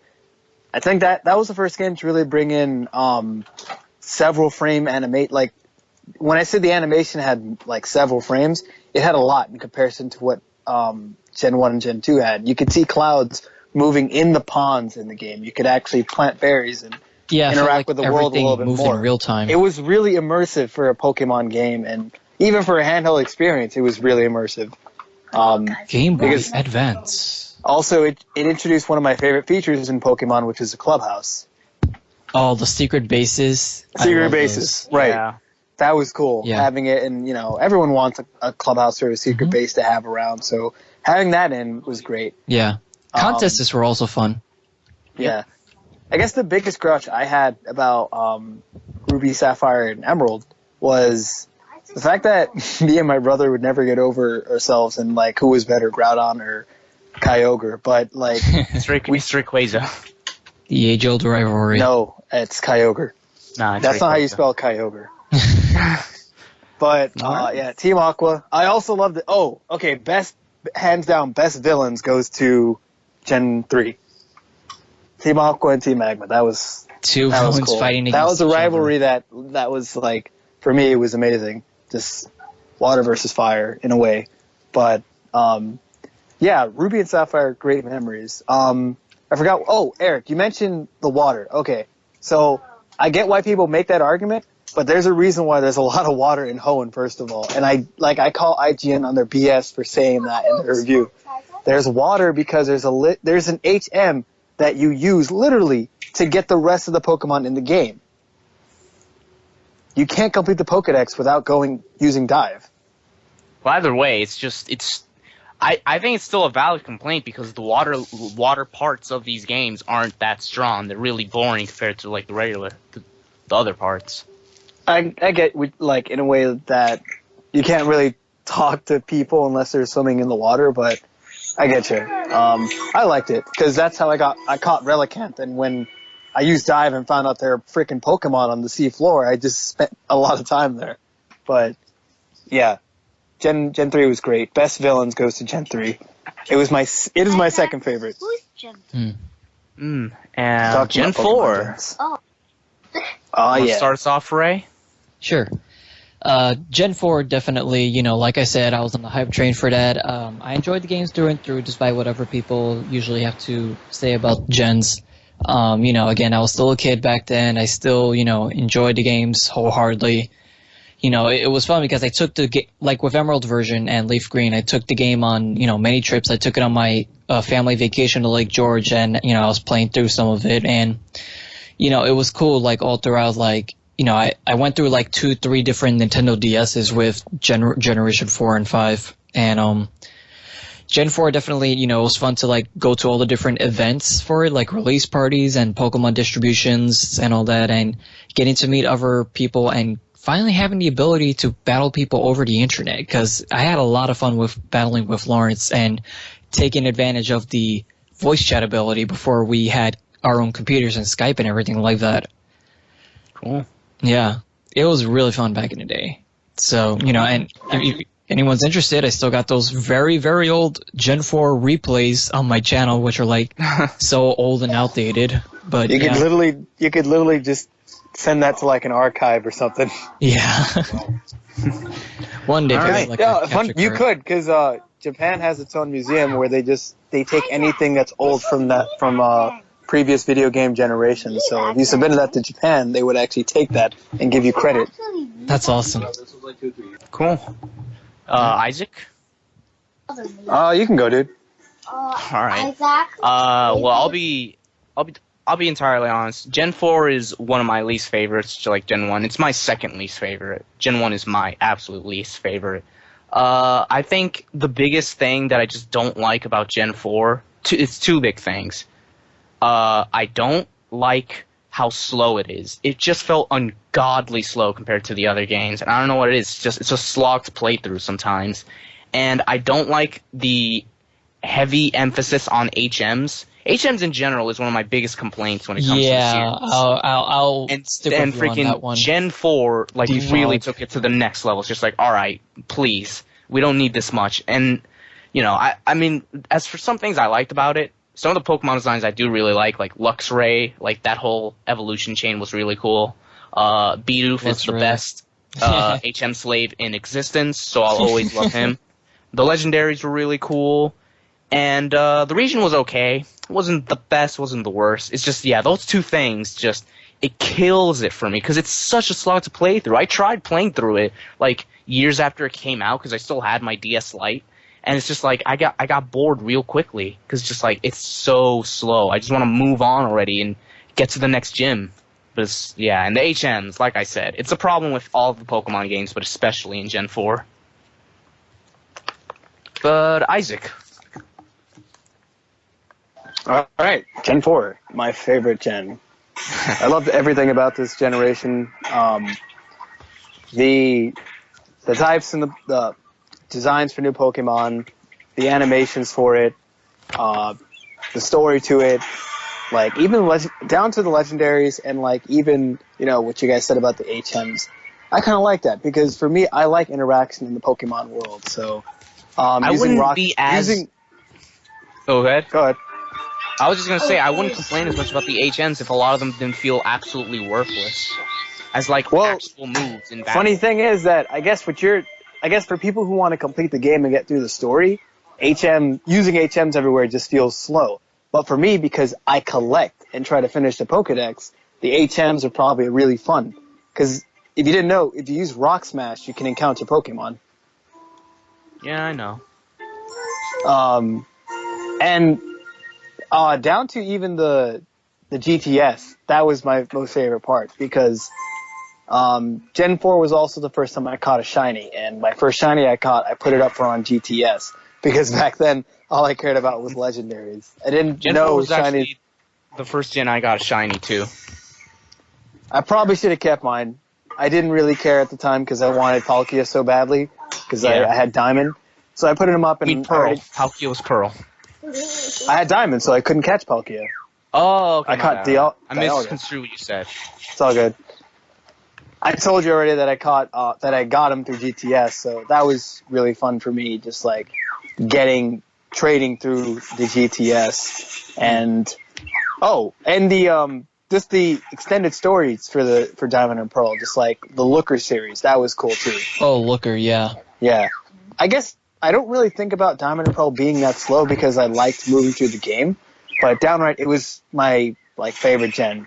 Gen 4, probably best memories, and most heartbreaking memory from when I lost that cartridge. I had Platinum for a while, and that one got lost too. So I'm like really hoping to get it back. Right there with you with Diamond version, bro. I'm gonna shout out Heart Gold and Soul Silver too, because those are one of the coolest remakes. Because that was also part of Gen 4. Gen 2 remakes, they were nice.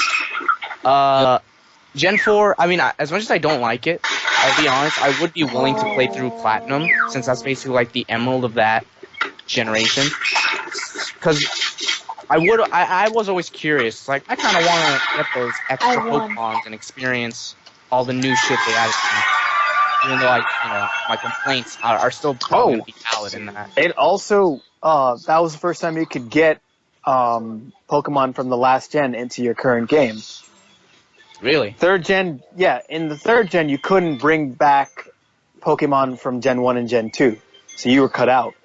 You had to get all the other Gen 1 and Gen 2 Pokemon from Emerald. And if you had any missing, then you had to go to special events.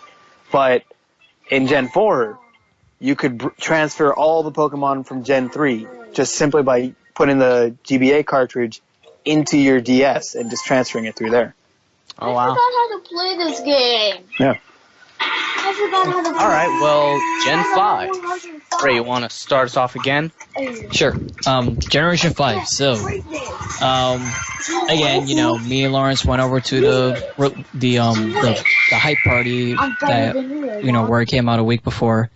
Was really hyped for it. I loved it when it came out. I love how, it was basically 2D sprites and a 3D plane. I always love seeing that. Like, you know, how usually you go see an episode of Death Battle or 1 Minute Melee and you see like the 2D sprites fighting in a 3D plane, or even play Marvel vs. Capcom 2, 2D sprites in a 3D plane. I don't know why I love it so much, but it just looks beautiful, especially when the sprites are like constantly moving and they're like highly detailed. There's quite a lot, like there's like a lot of deep meaning to describe it, but I don't know, it's just me. I really love the art style. I really love that it took place in New York, you know, over here at home. Literally, the entire reason why the game takes place in New York anyway, like why they chose it to be that way, was because I think Junichi Matsuda. Because New York is awesome. Yeah. Yeah. He went to the New York. He went to the Diamond Pro release party at Nintendo World years ago, and that pretty much gave them the inspiration to make Gen 5. So that's pretty cool. And Gyro is the best sandwich ever. All right, Isaac. But yeah, I enjoyed it. Go ahead. New York, yo. I'll be honest, I didn't play a lot of Black and White, and when I did get to see it, and even now, like, I didn't really get through most of the game. I didn't finish it or didn't beat it. I like Black and White for introducing the triple battle. That was like a cool change to the whole design and gameplay of Pokemon, and it had a really interesting story. I just never beat the game. I never got that into it. It is my least favorite because I don't have that many fond memories of it, and I didn't really like that it had a direct sequel. And my reason, like, I'll be honest, my reason why for that is just plain because I didn't get like the whole reason behind it. I thought the sequel was pointless. I know it adds to the story. I know it's the only way to get the new forms of the legendaries from both games, Zekrom and Reshiram, but I just didn't really. Oh, and Kyurem. I think that's the only way you can get Kyurem is through Black and White too. But actually, still, I just you could get him in the original, but you couldn't get the new forms. Oh, okay. So that then, I just didn't really like. I also didn't really like the new designs for the Pokemon back then. Like when I saw Coffergigas for the first time, I was like, that's not really like I don't really like the design. It doesn't really look cool as a Pokemon for me. But that was just what I thought, and I'm gonna give it a new chance when I play it again. The TV series though is the complete opposite. I love the Black and White TV series, but that's another thing. So yeah, Really? Gen 5, very cool very cool battle features. That's about it. Alright, well, for me, Gen 5 is my other favorite gen, besides Gen 2, which is funny because I still haven't even played the games, but I watched Let's Plays of it, and I basically know it in and out at this point. And the reason it's one of my favorites along with Gen 2 is because I think it's easily the most ambitious and well-crafted game in the series. I think it has amazing music. Some of the music in that game is just godlike for the DS and everything. I think it easily has the best story in the series by a country mile, just for the simple fact that it actually has a story besides simply, oh yeah, you're this kid that moves in, go fucking catch Pokemon, become champion, you're done. It's like, it actually has a lot more thought and meaning in it with everything that happens. I don't want to spoil it for people who still haven't played it, because it actually is, like, for Pokemon, it's pretty well done, I think. I think a lot of the additions they had, like the triple battles, like Isaac said, were cool. I think the region itself, admittedly I'm biased because I'm a New Yorker, but I love the region. I think the biggest hang-up for Gen 5 with some people is the Pokemon designs, but I'll be honest, I think people focus way too much on, like, the designs that are bad in Gen 5, because there are a lot of really, really good You're talking to designs in Gen hardcore 5. nerds who've been playing the game since the first gen. They will not hold back complaints about anything. Which is funny, because Gen 1 has more bad designs than Gen 5, but of course people wouldn't want to hear that. We literally have like two Nostalgia. sludges. We have like two sludges with eyes on them in Gen 1. It's like, in like Gen 5, there's like the garbage Pokemon and the ice cream cone Pokemon, and they're like, oh my god, those are awful. And I'll be honest, I don't think they're good either. But it's like, you're really going to focus on like these few Pokemon designs that aren't that great, when there's a bunch of other really cool designs, not to mention that every gen has some really bad designs, especially some of the earlier ones. It's like an ugly-looking At woman least- in a new game made by Atlas or by Xseed. Like, If there's one character that doesn't look hot, they'll just complain about it.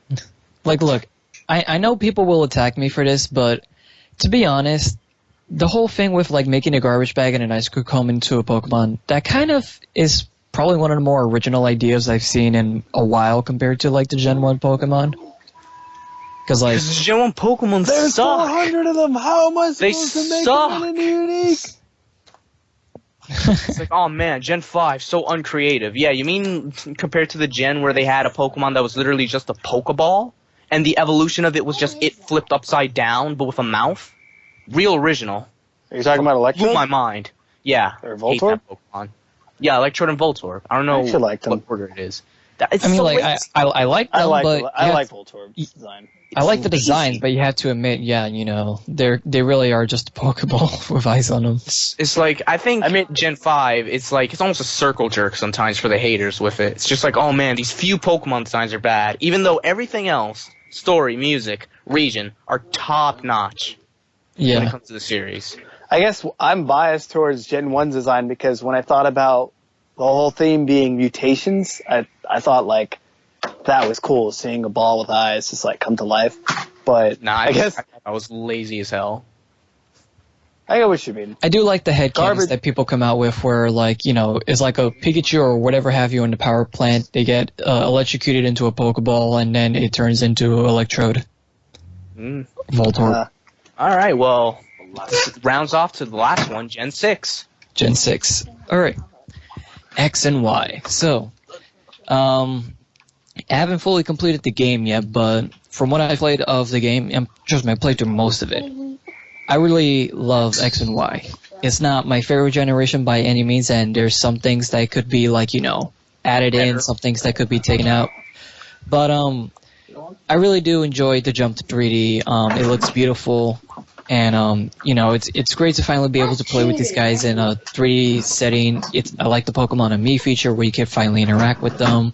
The super training is a lot of fun mini games. A cool way to train up your Pokemon, make it easier from the whole EV training thing that people have been trying to exploit for many years. And overall, I think the story was also very interesting. Like, and the rivals were also pretty fun too. But yeah, I enjoyed X and Y for what they are. And Omega Ruby Alpha Sapphire.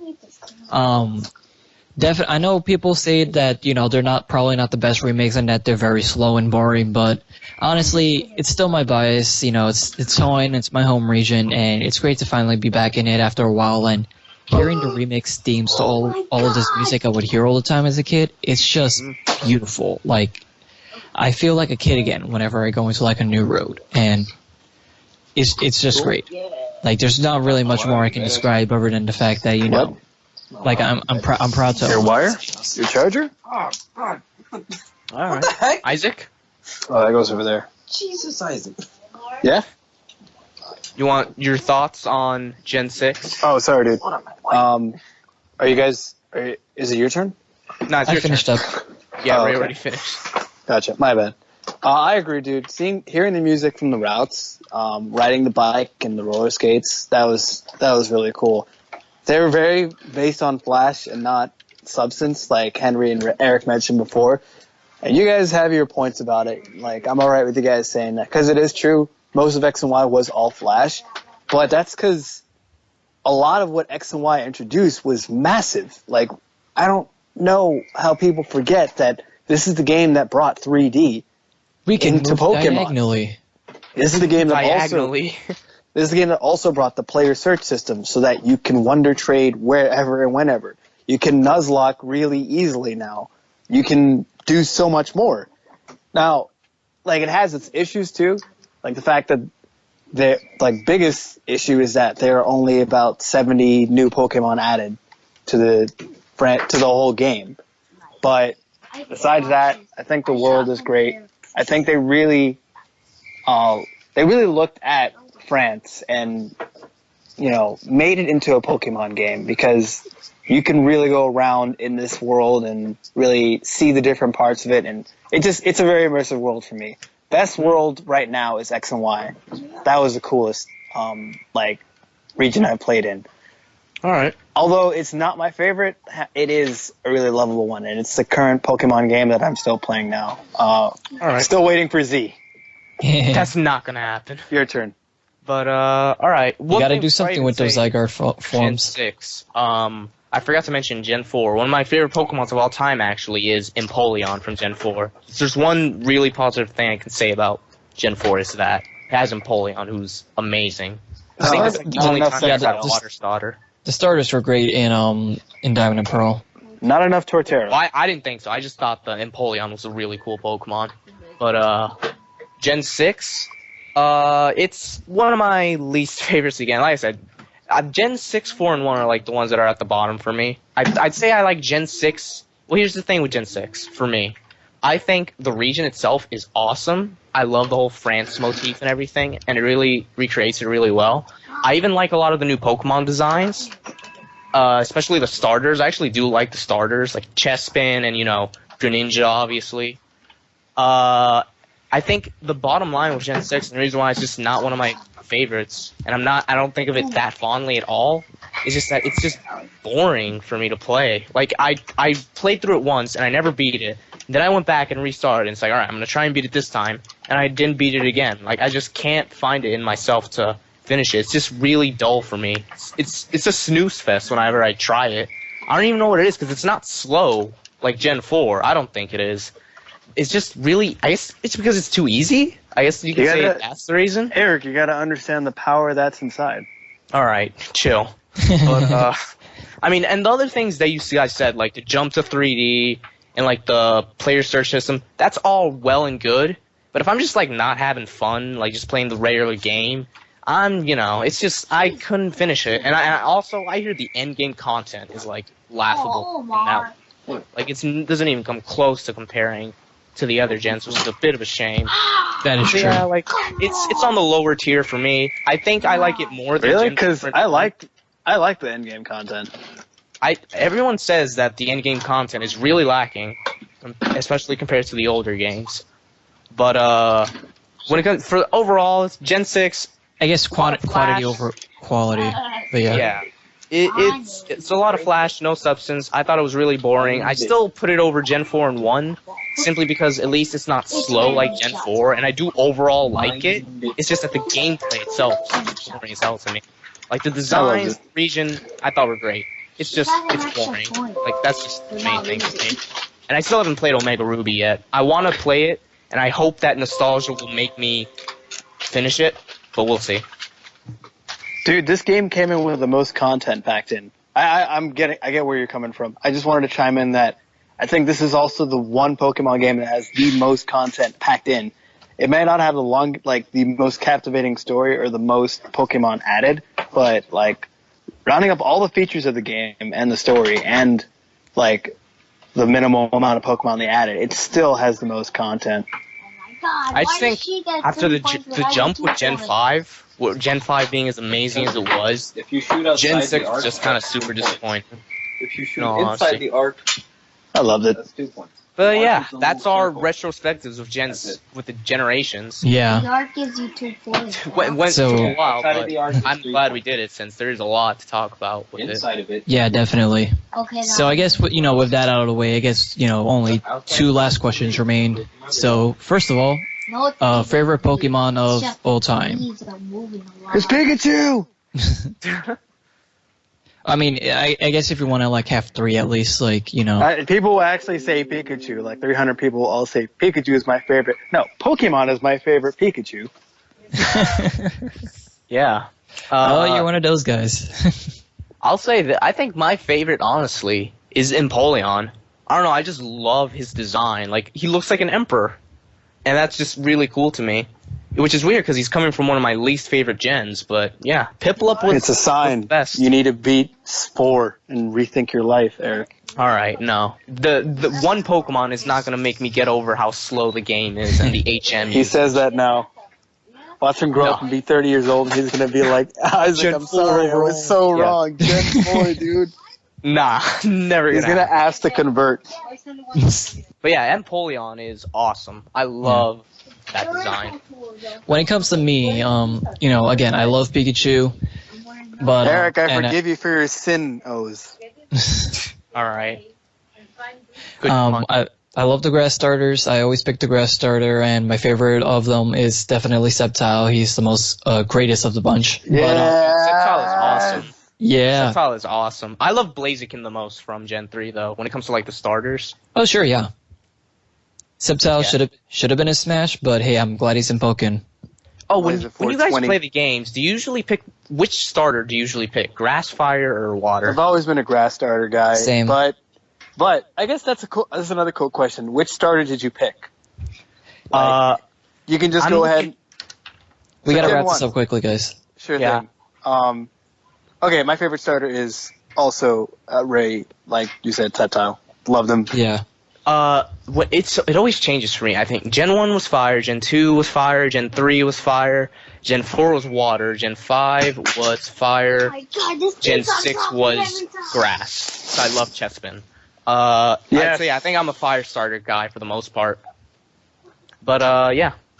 I always want to ask that. It's like, it's always cool to see what people say. It's like, Yeah. oh, Charizard. You know more about them Blastoise.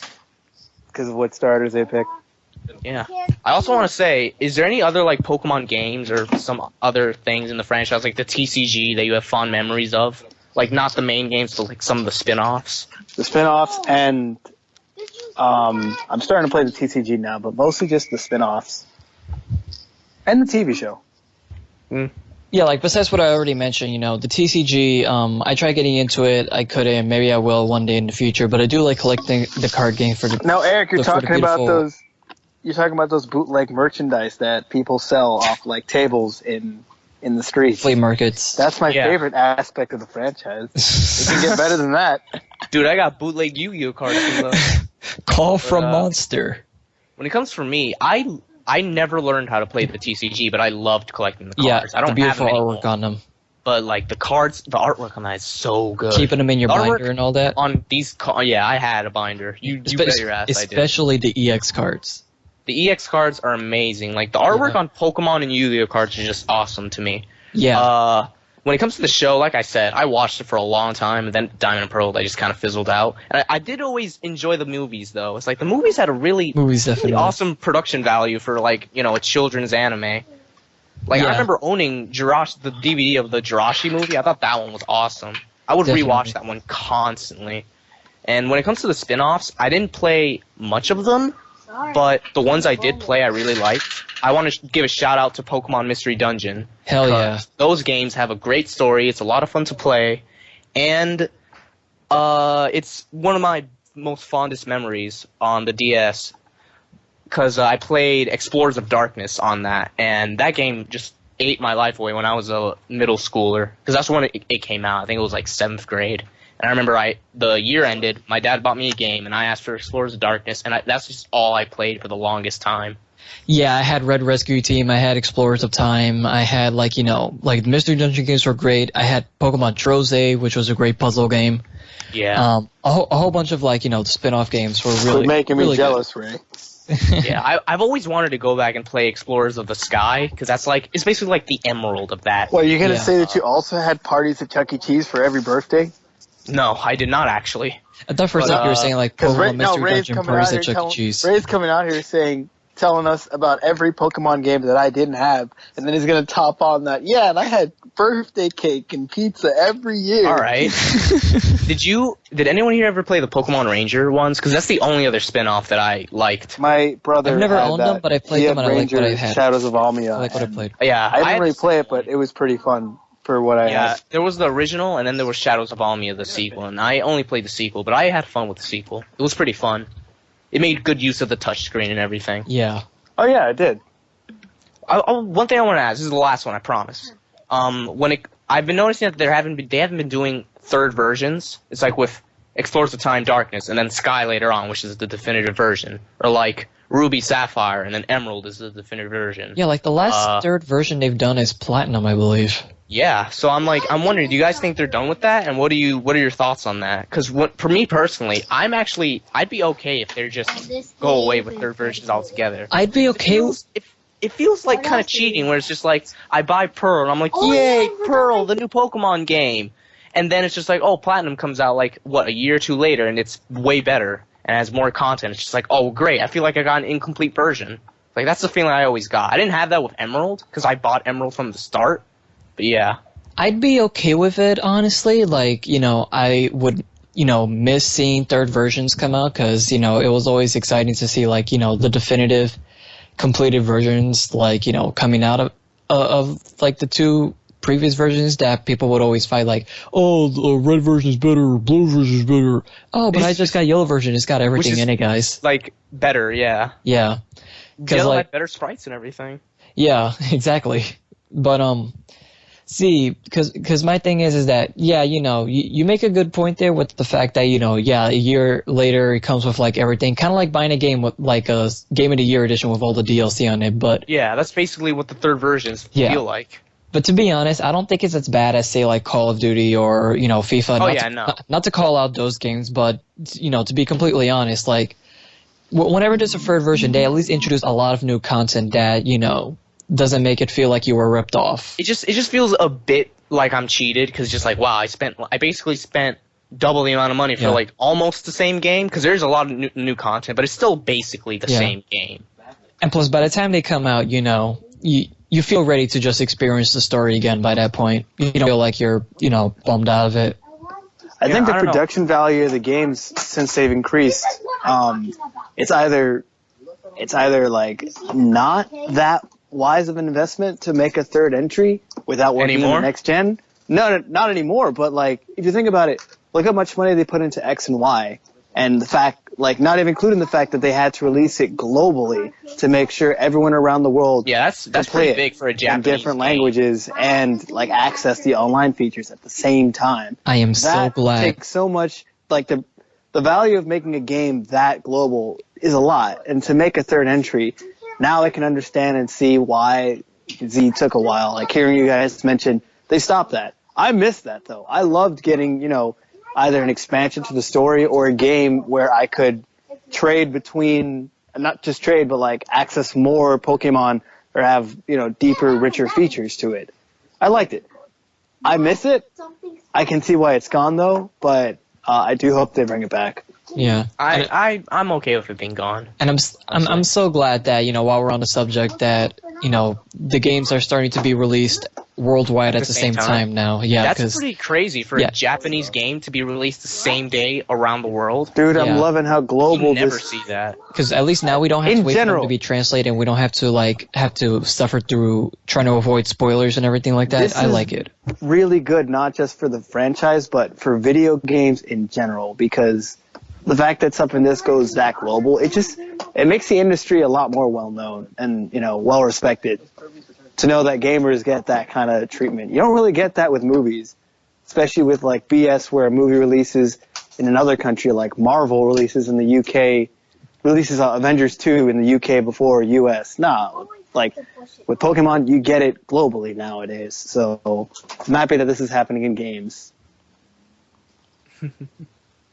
Definitely. All right, I think now I'm done. Yeah, just to go back to the favorite Pokemon thing because I didn't get to exactly finish, but I guess to say outside of the starters, probably my favorite Pokemon are like Latios because like I said before, my Sapphire whole retrospective thing, and of course Ditto obviously because even as a kid I always did enjoy the concept of a Pokemon that could just be any Pokemon ever. That can just be any other Pokemon. And, it's inspired me to make, fanfics and webcomics with Ditto as, like, the star role of, my trainer. And as you guys can see in my persona, you look on the screen right now, if you're watching this on YouTube, that's a golden Ditto right there. King of the Ditto, Meatloaf Man. So, yeah. Check out his fanfics. Follow him on fanfic.com. Which you're in, by the way, Isaac. I'm in that? You're in a fanfic, Isaac. How does it feel? You're in one of my fanfics. I gotta read it now. All right, I gotta know what my character is like and whether or not I get the girls. You don't. Spoiler alert. Oh, I wrote fuck it. You. Don't blame me. Blame Ray. He wrote it. Like me and Sajil. Yeah, Ray, write a character for Eric and make him like my sidekick. He's just like always gets like stung when he goes after Pokemon. Like, just make him the character that gets chased by a Ray, don't do that. Or better yet, just make me the gym leader and make Eric, the guy who talks to you when you come in. Yo, champ. No. Do not do that, Ray. Nah, make Eric Team Rocket. All right. You don't mind being Team Rocket, do you? You get a cool jumpsuit and like I you don't can wear like black that or white. jumpsuit. Are you kidding me? Eric in a jumpsuit? Man, that's fanfic material right there. Oh, God. No. Anyways, just to Eric, who best waifu, Misty or Cynthia? They're little kids. about to say Serena. Misty's not a little kid by now. Oh, my God. You know Well, what? no, Ash is still 10 years old. I'll answer that. I'll say the current one, because she actually likes Ash, which I thought is kind of a neat little... Serena's a little kid. I'm not saying she's my wife, I'm just saying I like her. Alright, That's terrifying. At the expense of not making this any more longer, there's one last question I want to ask, and it's basically... Sorry, go ahead. It's alright. No, not sorry. You should be ashamed. What do you guys want to see? Like, you know, I know we talked about Sun and Moon and everything, but like, what do you guys want to see in both those games and, you know, for the future of Pokemon as a whole in the coming future? That's a water eruption. Anything at all. It could be in the games, the anime, it could be any form of medium. Just what do you want to see? I want to see a Disney Pokemon movie. Oh, no. I had a nightmare where Disney owned Pokemon. Pokemon and right. Kingdom Hearts. What do I want to see? Okay, I want to see a Pokemon game actually come to console. Like a Pokemon adventure game, another one. That would be cool. You mean like XD Gale of Darkness? Yeah, that's it. I would like to see like the that. return of one of those. It's not I don't really think like it's gonna happen, honestly. It's not a deep like want. It's just like something I'd like to see back. I think it would be in the pretty future. cool. Yeah. But no, what I would love to see is, I had a dream about this before, but I'd like to see an actual Pokemon League start here locally and then like expand. Like, Dude, since gym leaders in real life, yes. yeah, that's what I'm saying. Like, you know, Pokemon being defictionalized.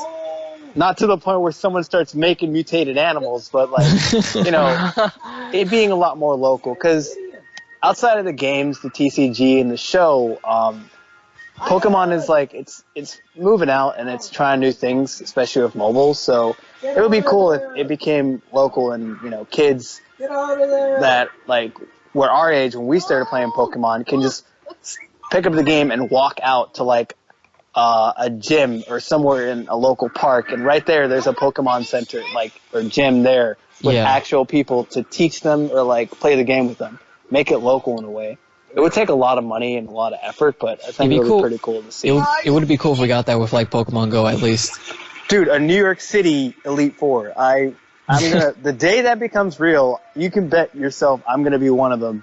Bring the Unova region to life. Even if I have to like, there's gonna be real life Team Rockets and stuff. It's just like Team Yo, Rockets. Dog, you here for that? they'll be on here Fox too? News. Yeah, man. Team Rocket jumps local Pokemon trainer. Team Rocket takes over Fox News building. 10-year-old kid. It's like you walk into a back on the alley. scene. It's like honestly, it's like a drug deal. It's like you walk into a back alley. And it's like, yo, dog, you here for that electrode? Yeah. You got the shit? Yeah, dog. Here you go. It's better than exchanging drugs. The Dark Alley daycare owner. Hey, you left your Ditto back here. There's Oh, an man, do egg you guys, here. do you don't know how guys it got usually nickname the Pokemon you catch? It depends, honestly. Well, that was a deep question, man. You seemed kind of hesitant at first. What, that? Yeah, when you asked it, you just sounded like, "Hey, do you actually give your Pokemon names? Are you one of those people?" What? I wasn't trying to insinuate that at all, but okay. No, it's all good because I know, like, I know that some people find people who nickname Pokemon weird. Like, it's funny. Like if they nickname them Dildo Face or something. Or it's like, this is my name now for the rest of my life. Like actually Dildo giving a name Face. like a pet.